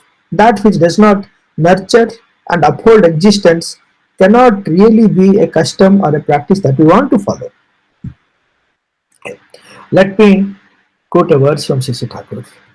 Thakur says, it's in Bangla, Ishto nishar bibhor tane swastha siddhi palvire, bhalo kichu elei mone takshuni tai korbire. পরিস্থিতির বাঁচা বাড়ায় যত্ন নিয়ে সর্বক্ষণ ইষ্ট পানে উচ্চতিয়ে ধর্মী তুলে তাদের মন ইষ্টবৃত্তি জোগাড় করে নিত্য করিস নিবেদন শক্তি পাবি মুক্তি হবি একেই বলে ধর্মায়ন. So what he says is, with an unrepelling adherence or pull towards the ideal, follow the principles of health. It is important that an individual should keep one's health good. Now, in this current time of pandemic, every individual has been impacted in some way or the other, and in general, an awareness about health and hygiene has risen. Many decades ago, Takur would tell everyone to ensure that one's health is good. We have to eat easily digestible food in appropriate quantities, small quantities. we should do appropriate labor, exercise, and all to keep our body healthy. We say that the body should be healthy. Yes, when one does these good practices, good thoughts emerge in mind, and such good thoughts have to be quickly actioned upon. Many times people feel lazy, they feel lethargic, and they procrastinate on such thoughts. If we procrastinate, we remain underachievers. Every human being, when we are inspired by good ideas and good thoughts, we have to translate that into action. And then he says, remain ever vigilant and conscious about the growth of the environment. So Thakur always said that a human being's life is actually tripolar. This is there's an individual, there's an ideal, and the environment. An individual has to nourish his life, his relationship to the ideal, and his role for the environment. All these three poles are important. So it says remain ever vigilant and conscious about the growth of the environment. Environment here means every being living in the surroundings. It could be human beings, it could be animals, plants, trees, insects. Of course, environment also means forests, mountains, lakes, and all that. Whatever one individual should do, whatever I do, I should see that I do not try to cause harm to the environment. Rather, I should try to promote the growth of the environment and beings inside that. Then it says, hold their minds aloft in higher tiers of the ideal. So, if there are people in the environment. As an individual, I should try that. I tune their mind. I draw their interest also towards the ideal. And then make arrangements for stability. So this is about the relationship between an individual and the ideal. How do I ensure that my relationship is alive and nurtured with my ideal? So every day, an individual has to offer stability and has to ensure that one makes arrangements with effort for that stability. So if a person is able to do these steps sincerely, ardently, and regularly, that Thakur gives this assurance. He says, you will gain strength and liberate yourself, and this is the path of dharma. Dharma meaning that which upholds and nurtures existence. Okay, thank you for giving me this opportunity to speak to you. I would like to conclude by praying a lotus feet of Sri Thakur, that he continues to inspire us, he continues to be our beacon. We should try, we should all, brothers and mothers in faith, should try to help each other, understand him better, follow him better, and establish him more strongly in our lives. Sarve bhavantu sukhinah, sarve santu niramaya, sarve bhadrani pashyantu, ma kaschit dukha bhaga bhavet bande purushottamam. Mr. Patra, that was a wonderful discussion. And I would just like to quote one of Thakur's messages, where Thakur has said, follow him alone who doesn't cause grief to anyone in any way, yet doesn't indulge evil. You shall achieve your goal. And now we will have a short break where we will enjoy a melodious saxophone played by Mr. Richard Pardee from Watford, UK. Hi, my name's Richard Pardee. I'm going to perform a piece called Perishottamam for you, and I hope you enjoy listening to it as much as I've enjoyed recording it and writing it out. Thank you very much.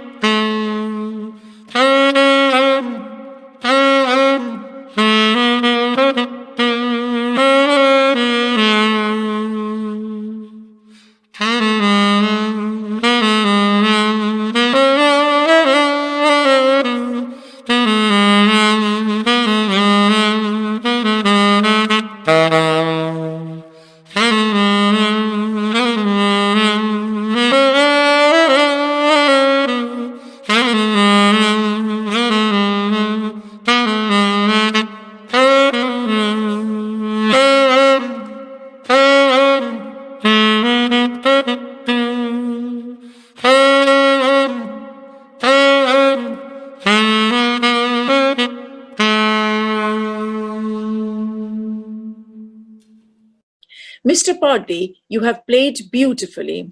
It was absolutely wonderful listening to the music. Thank you very much. My hearty Joy Guru to all and a very warm welcome to this virtual panel discussion. This will be the final part of the web conference. In this session, we will be discussing messages from the holy book Satyanusaran, which is the only handwritten book by Sri Sri Takur Onukul Chandra. This book was written in 1910 when Takur was only 22 years old at the request of one of his devotees who was moving away to his new workplace. In one spontaneous outpouring, in the course of one night, Takur wrote down messages to guide him and keep him ever inspired with divine thoughts.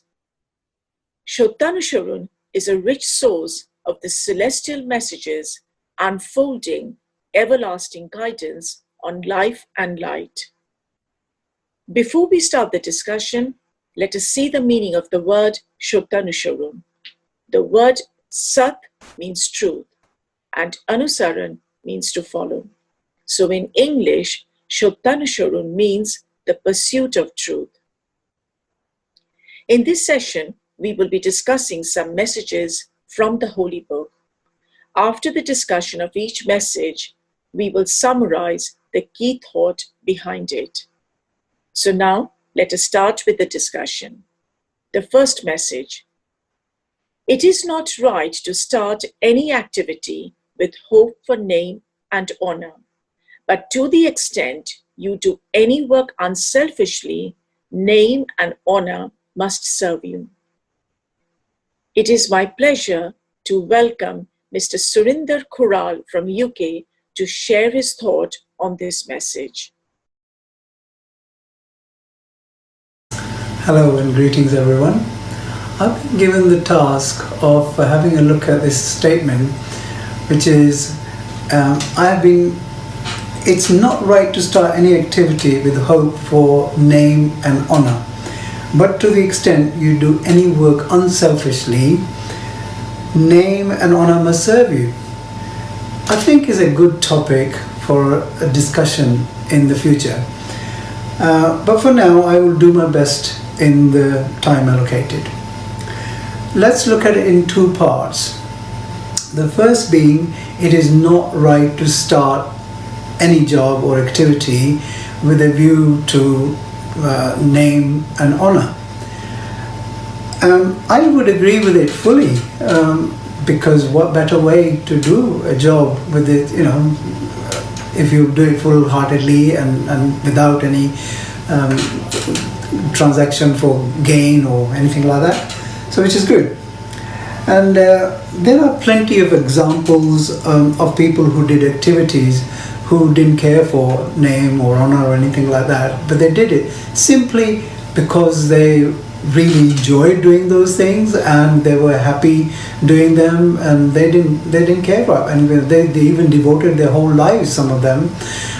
There are plenty of examples. There are a lot of musicians, there are a lot of painters, even politicians, and the list goes on. It's a long list. Now let's look at the other side of the coin, which is people who did things for the wrong reasons. There are examples on that score as well. People like Alexander the Not So Great, and for biggest example of all is Hitler. Although they did it for the wrong reason, they still got half of the reward, but not all of it. So if you look at the other part now, which is that if you do something totally unselfishly, then you get served with name and fame, or name and honor, whichever way you like to put it, it means the same thing.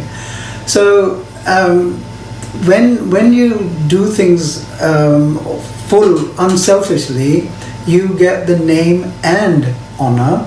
But the examples that I've given you above of Alexander and Hitler, they got the name but not the fame. So they only got half of the things.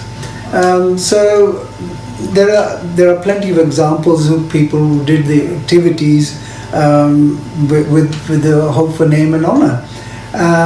But because the other examples are that the result of all that is that the statement which we're looking at is, it says that the name and honor must serve you if you've done the work unselfishly. But I think it should probably be it may serve you rather than it must serve you. Because there are so many unsung heroes in the world, especially recently. There have been so many people who in the front line who lost their lives, in the line of duty, and they just did it, but they didn't care for name and honor or anything like that. So in closing, I would just say that I totally agree with the statement. But the second part, I think the must follow will probably be better if we have may follow rather than must follow. So with that, I would like to say thank you and goodbye, and I'd like to hand you back to Tumpa. Thank you very much. Thank you, Mr. Kural. You have expressed your views on this message very eloquently. We will move to the next speaker, who is Mrs. Preeti Arya from London, who will share her thoughts on the message. Jai Guru. The Vani which Tumpadi has just read is very simple, but has got a very deep meaning. It says not to start any work just for the sake of name and honor, but do unselfishly, and name and honor must follow you. And to explain this Vani, I'm going to tell a story which my great-grandmother used to tell my mom, and my mom told me. So the story goes like this. Once there was an old lady, and she had two daughter-in-laws. And she wanted to do Kartik Snan. So in the Hindu calendar, the Kartik month, she wanted to bathe in river Ganges. So she asked her elder daughter-in-law to help her with that, and the elder one said, "Oh, come on, I don't have so much time and energy to do this, so I'm not going to do it." And she asked the younger one, and the younger one said, "Yes, why not? Yes, of course I'm going to help you." And she did it. And the whole month, she used to take the old lady to the bank of the river and, help her with bathing and washing and everything. And by the end of the month, she became very rich. Now when the elder one got to know that the younger one has become so rich, she thought that maybe mother-in-law had a lot of treasure with her, which she all gave it to the younger one because she helped her with the Kartik Snan. She went and asked. But the younger daughter-in-law said that no, it wasn't anything like that. She didn't give me anything. But in fact,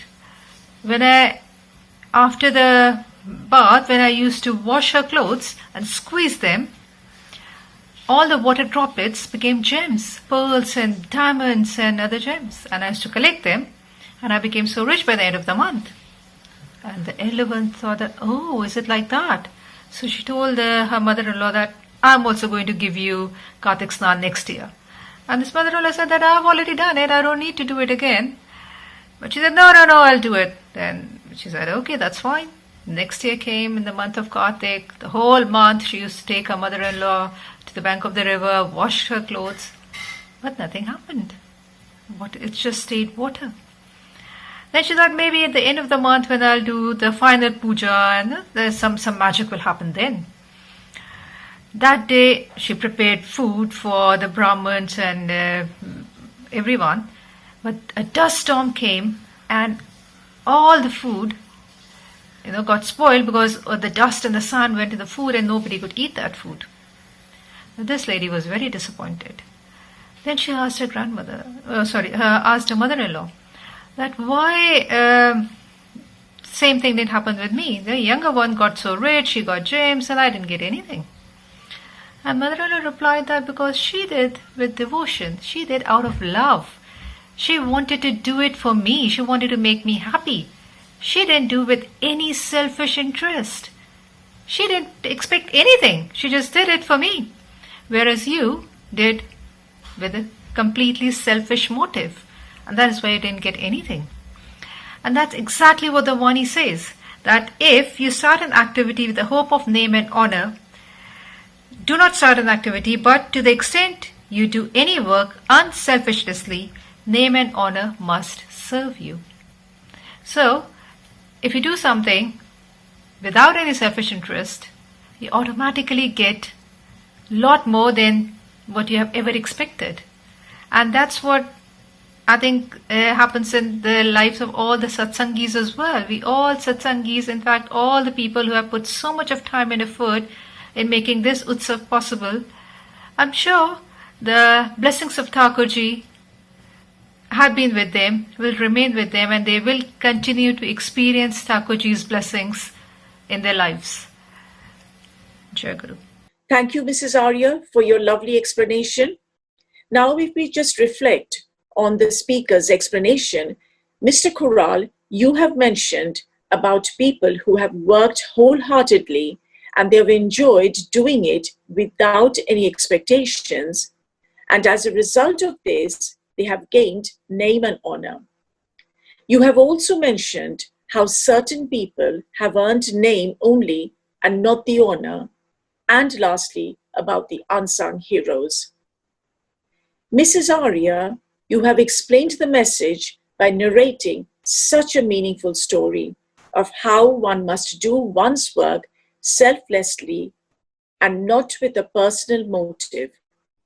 You mentioned about how when the work is being executed with devotion and love, the other things automatically follow.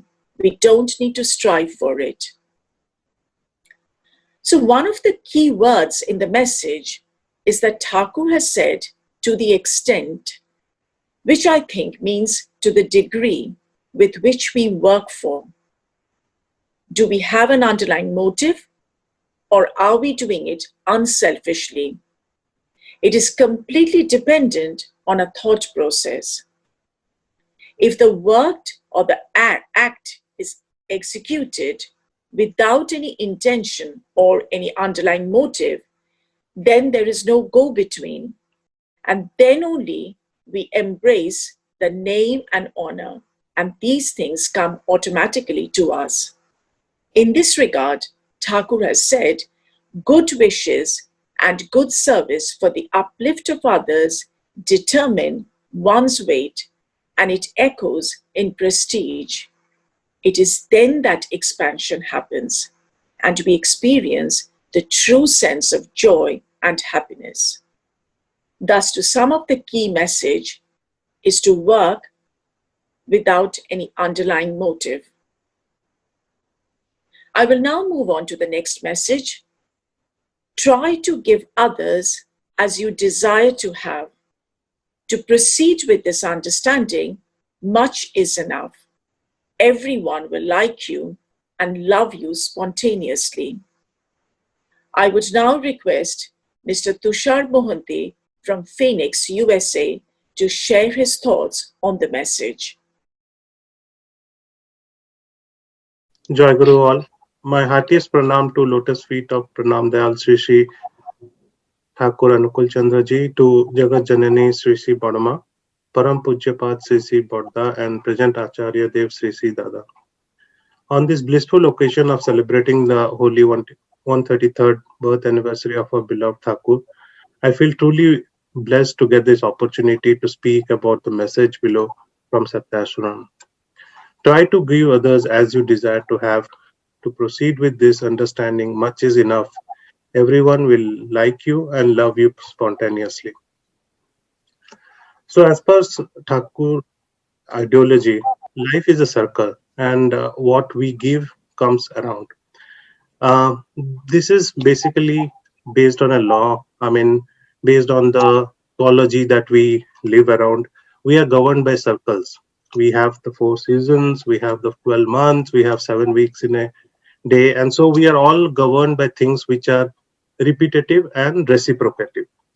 Now, this is also sort of a law, as we can say, of reciprocity, which is considered by many as one of the powerful, laws of human nature.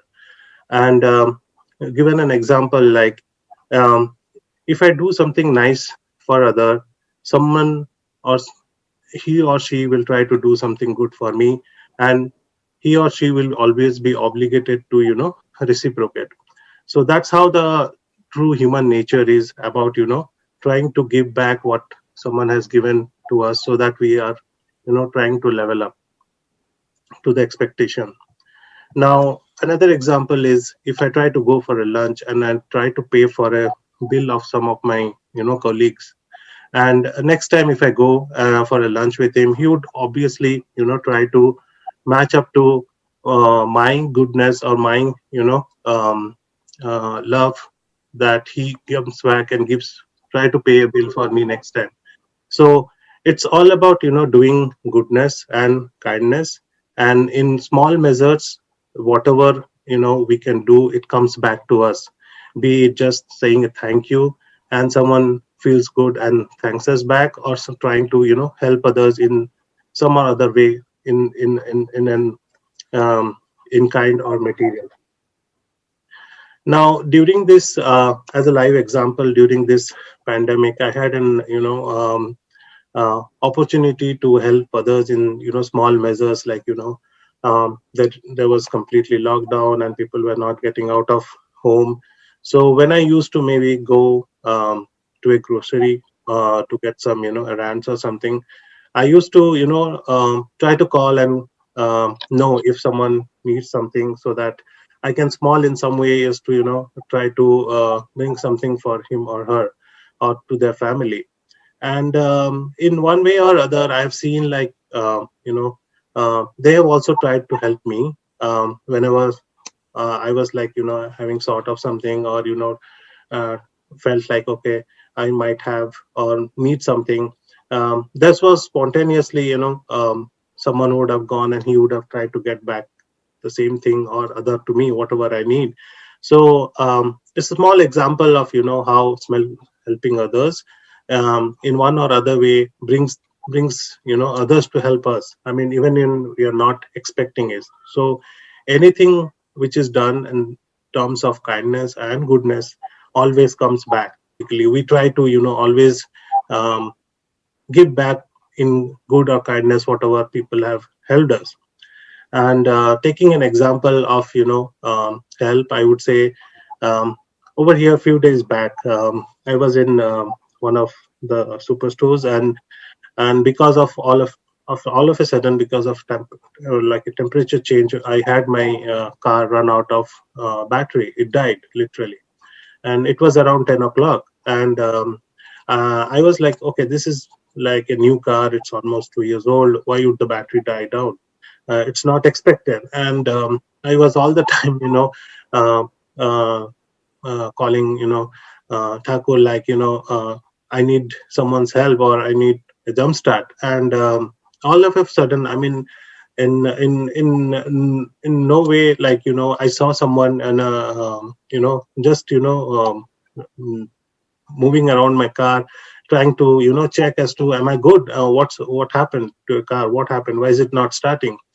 And it's so unexpected, because the guy was with a little kid, and that's around like late night, and he just checked on me, like, what's happened? I just told him my car is not starting. And he was there to, like, shall I help you? And what happened? Do you need a jump start? And I know for sure, like, if I call my road service, I would have got a road service in, like, at least an hour or so.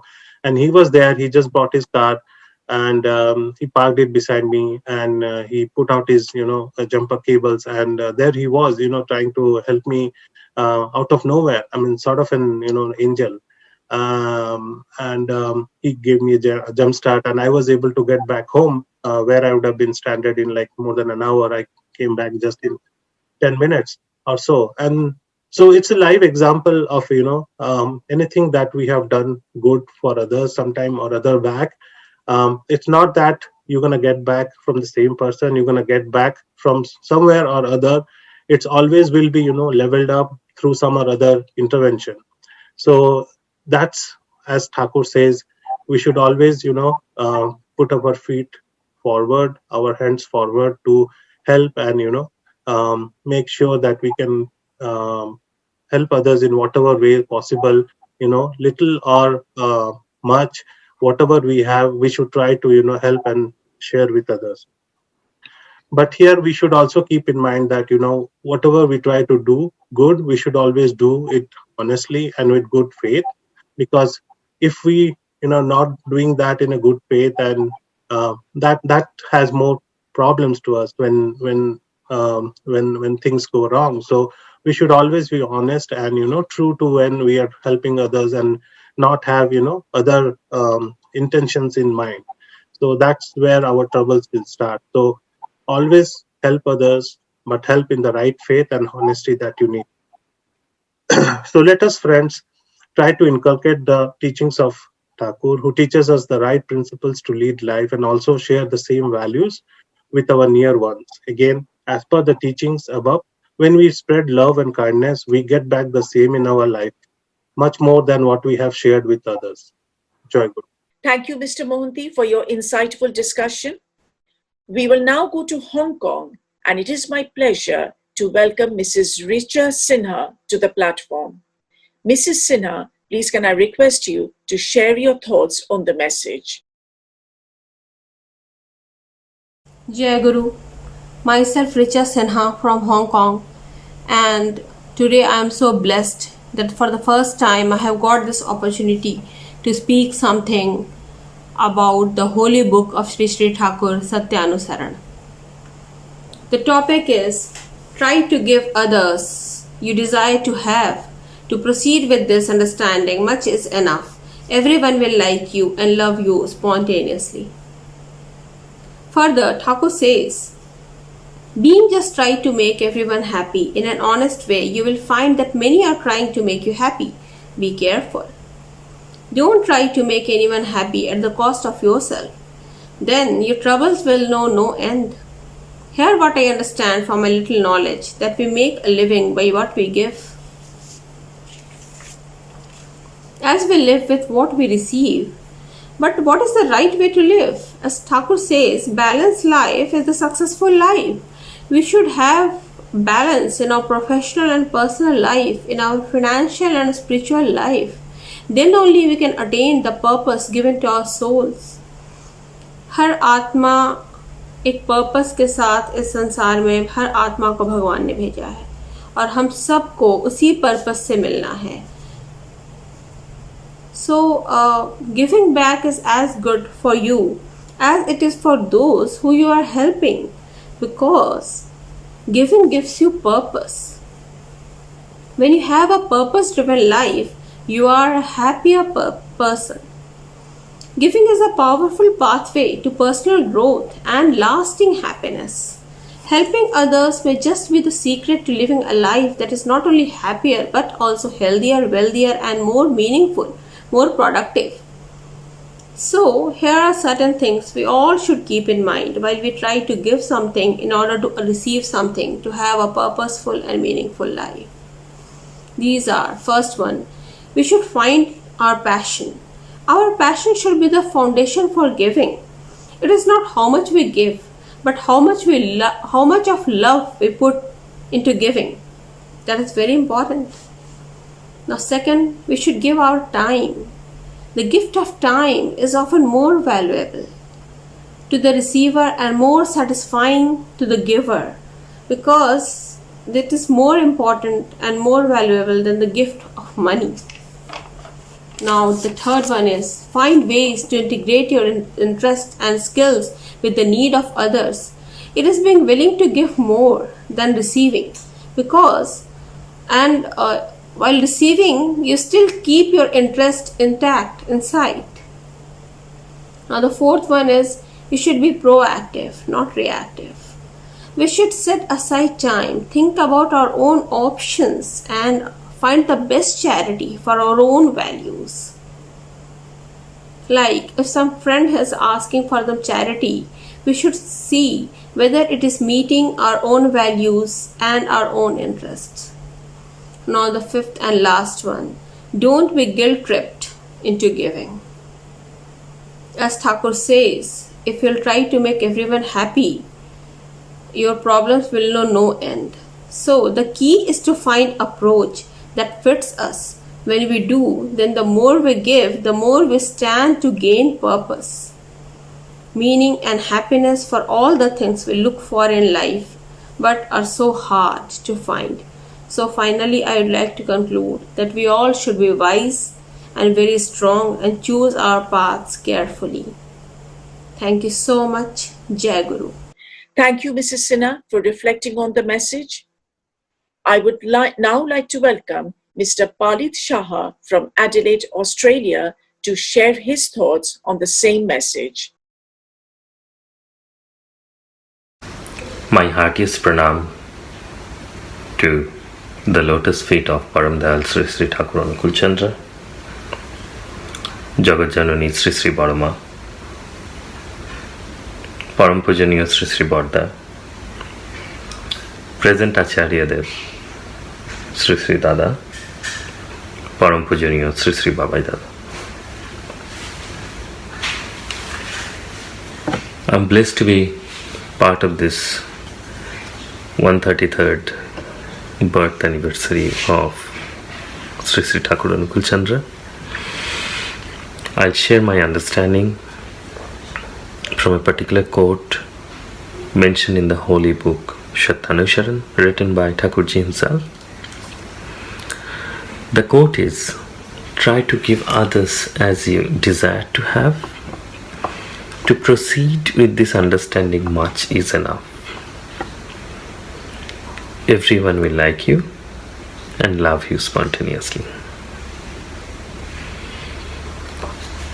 So based on my understanding, in today's day and age, most of us are driven by take approach, which is, how can I have more? How can I help myself? How can I achieve more or benefit myself, even sometimes at the cost of others? So what actually Takurji is telling us to do is basically change that approach to take, to give. We need to find the opportunity to give, to extend help to people.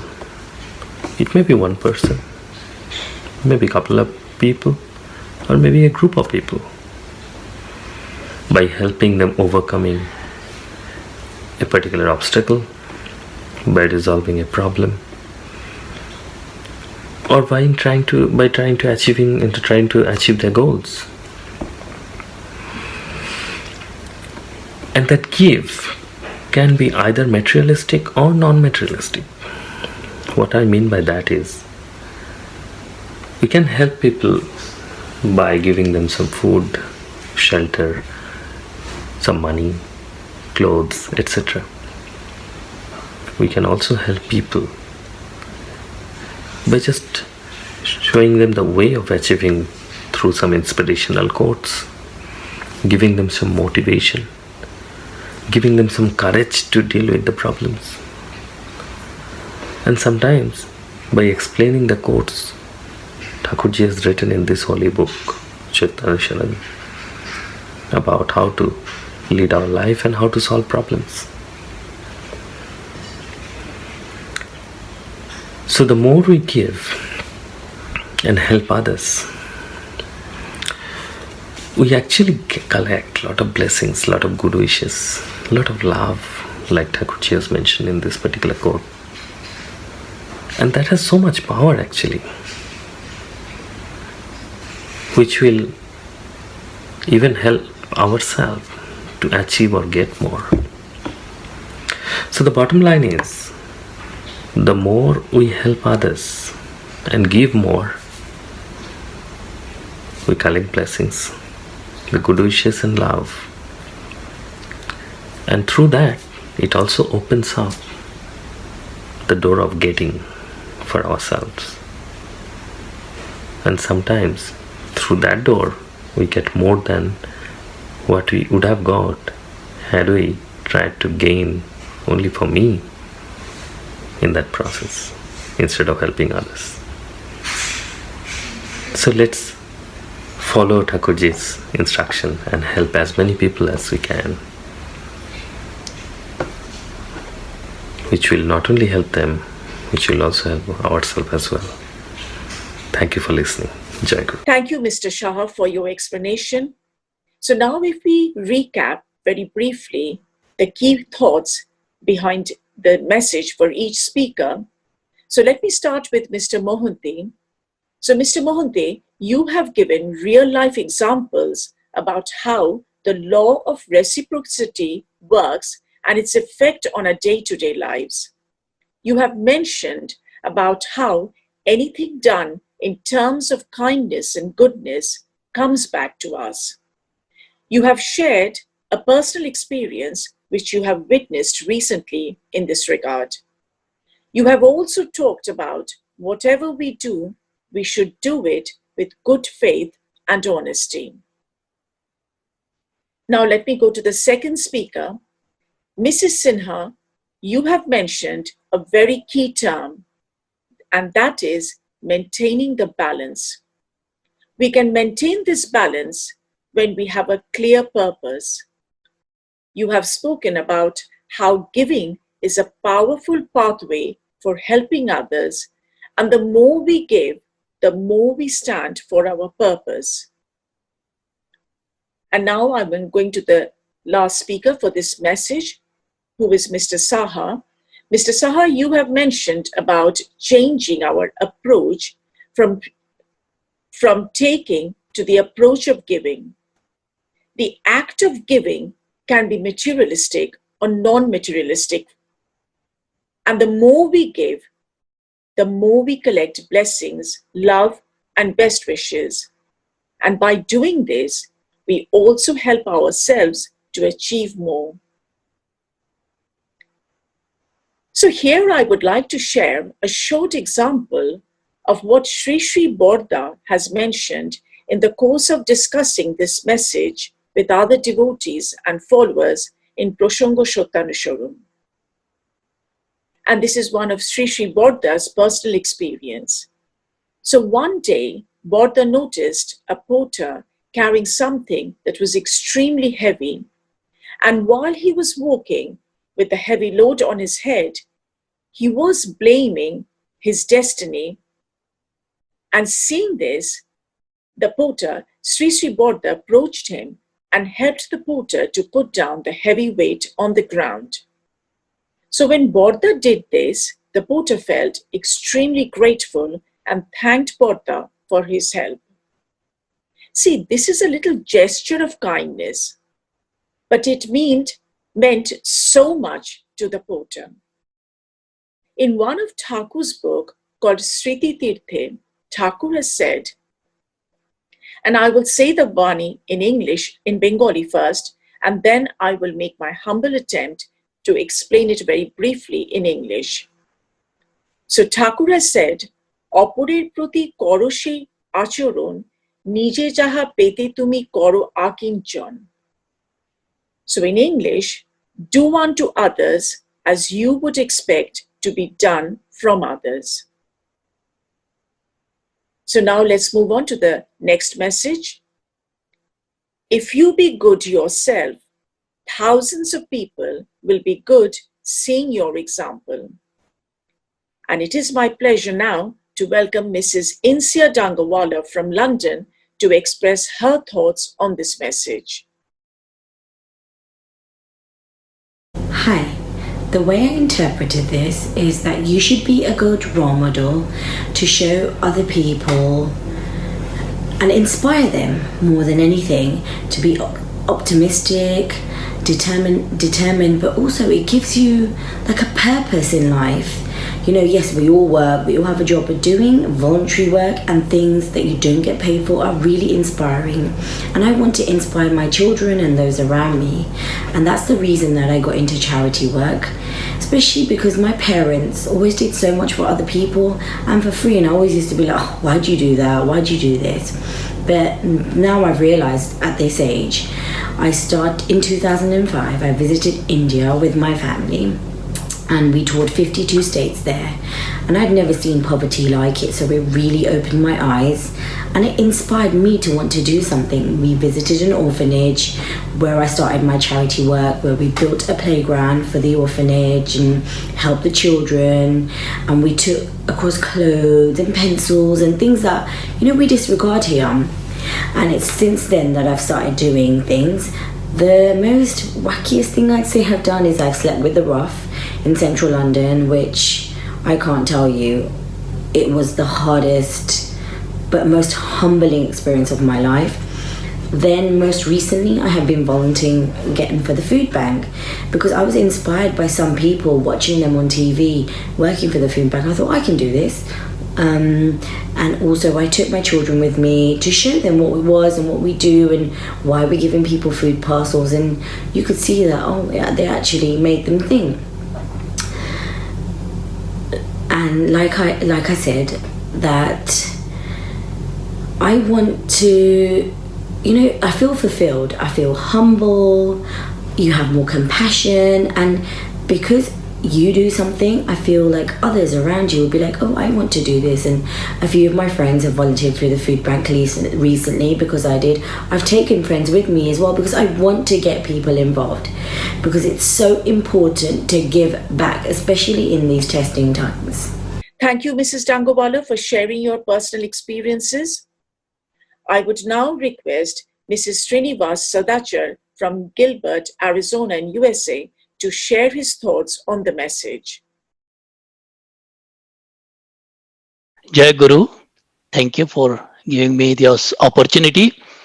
So the Vani reads, if you be good yourself, thousands of people will be good seeing your example. Such a powerful statement. Here Guruji is asking you to be good to yourself. When you are in the process of purifying yourself, if you find out some defects in you, you recognize some defects in you, work on those defects to purify you. But at least in that process, make sure that if you see similar defect in another person, don't encourage that person while you're working on removing your defects. Remember, if you are good, everybody around you will be following your example and thousands of people will follow you. But if you are a bad person, you're doing bad things, even you are in distress, you will realize that nobody sympathizes with you because you are creating a bad environment. So try to be good, and to become a good, the best thing is become a selfless. So when you are doing any service, you're not expecting any return from that service.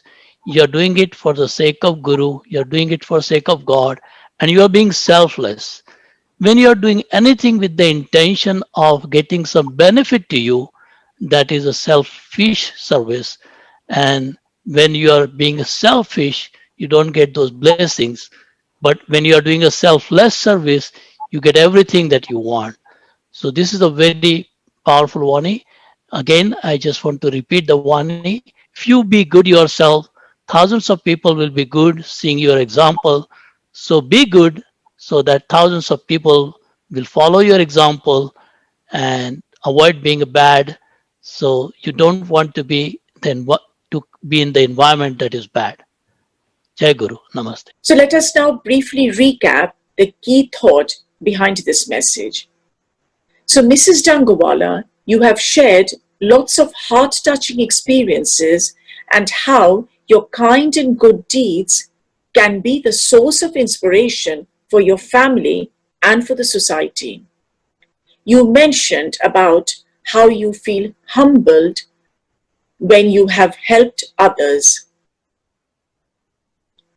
Mr. Srinivas Sadachar, you have mentioned about how being good actually inspires others to follow, and how the good acts can bring blessings and good wishes.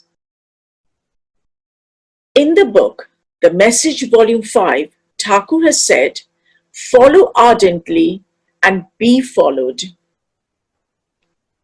Hesitate not to carry out the impulse which you have had from your guide, the principle. Do it." So by attaching our inclination to good, we can actually spread the goodness among others.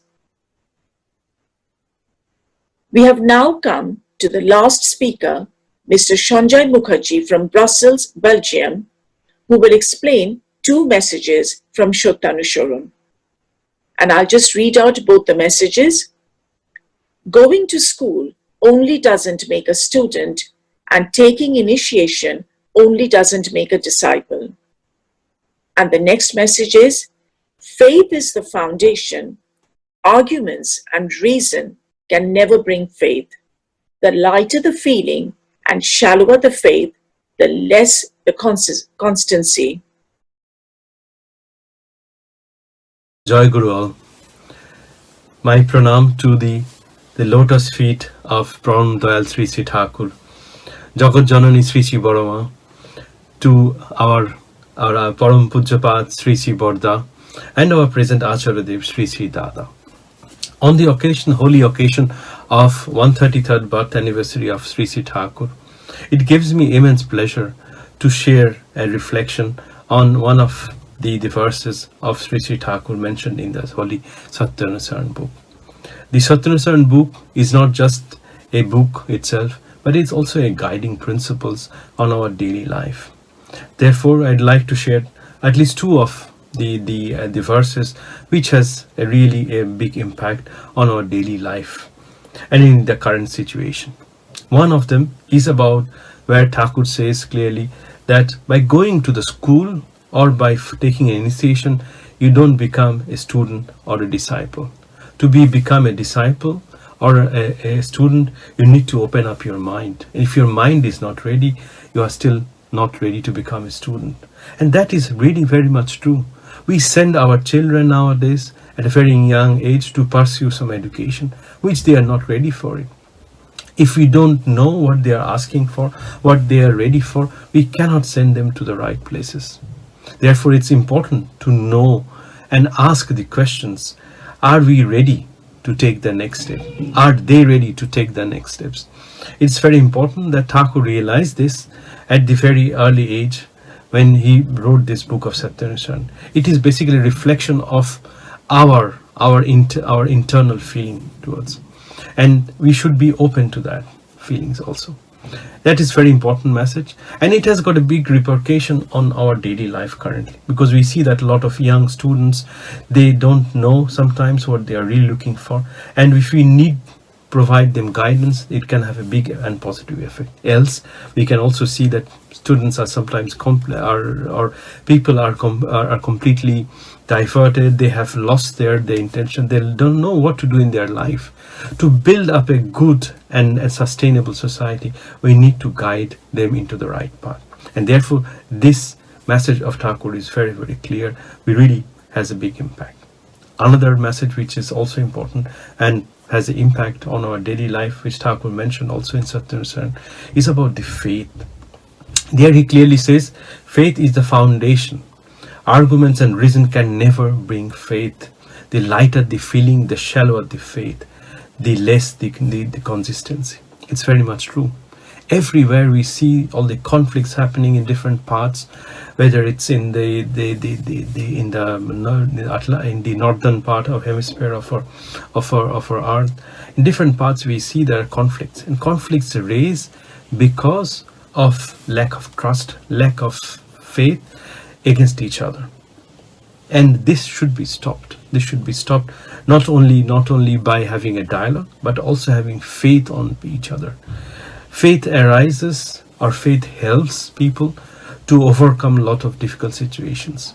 Faith is a foundation of a stronger society also.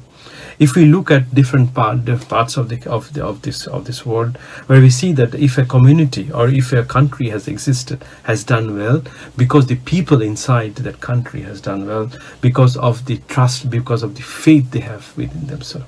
It doesn't matter which religion they're coming from, but it's a faith which is bringing that power among themselves.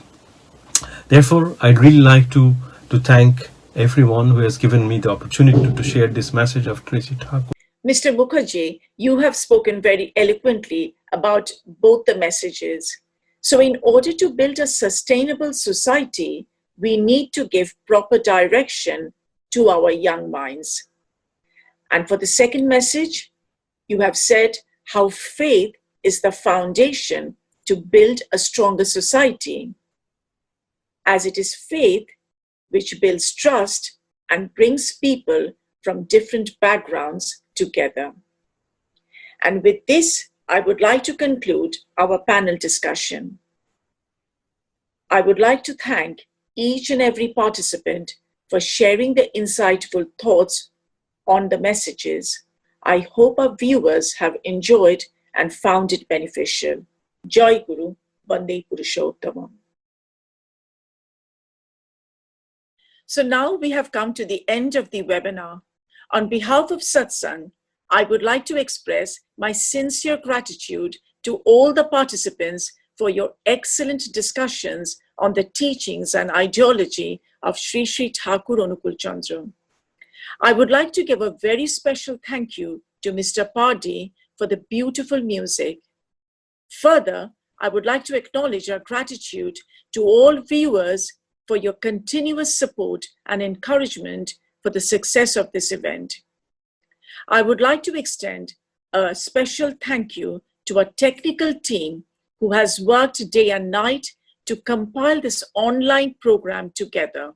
Above all, this virtual event has instilled in many of us a sense of unity, a special bond, and a strong sense of companionship across the globe. And this has been possible with the blessings of Acharya Dev, Sri Sri Dada. With that, I would like to conclude. Jai Guru, Vande Purushottam.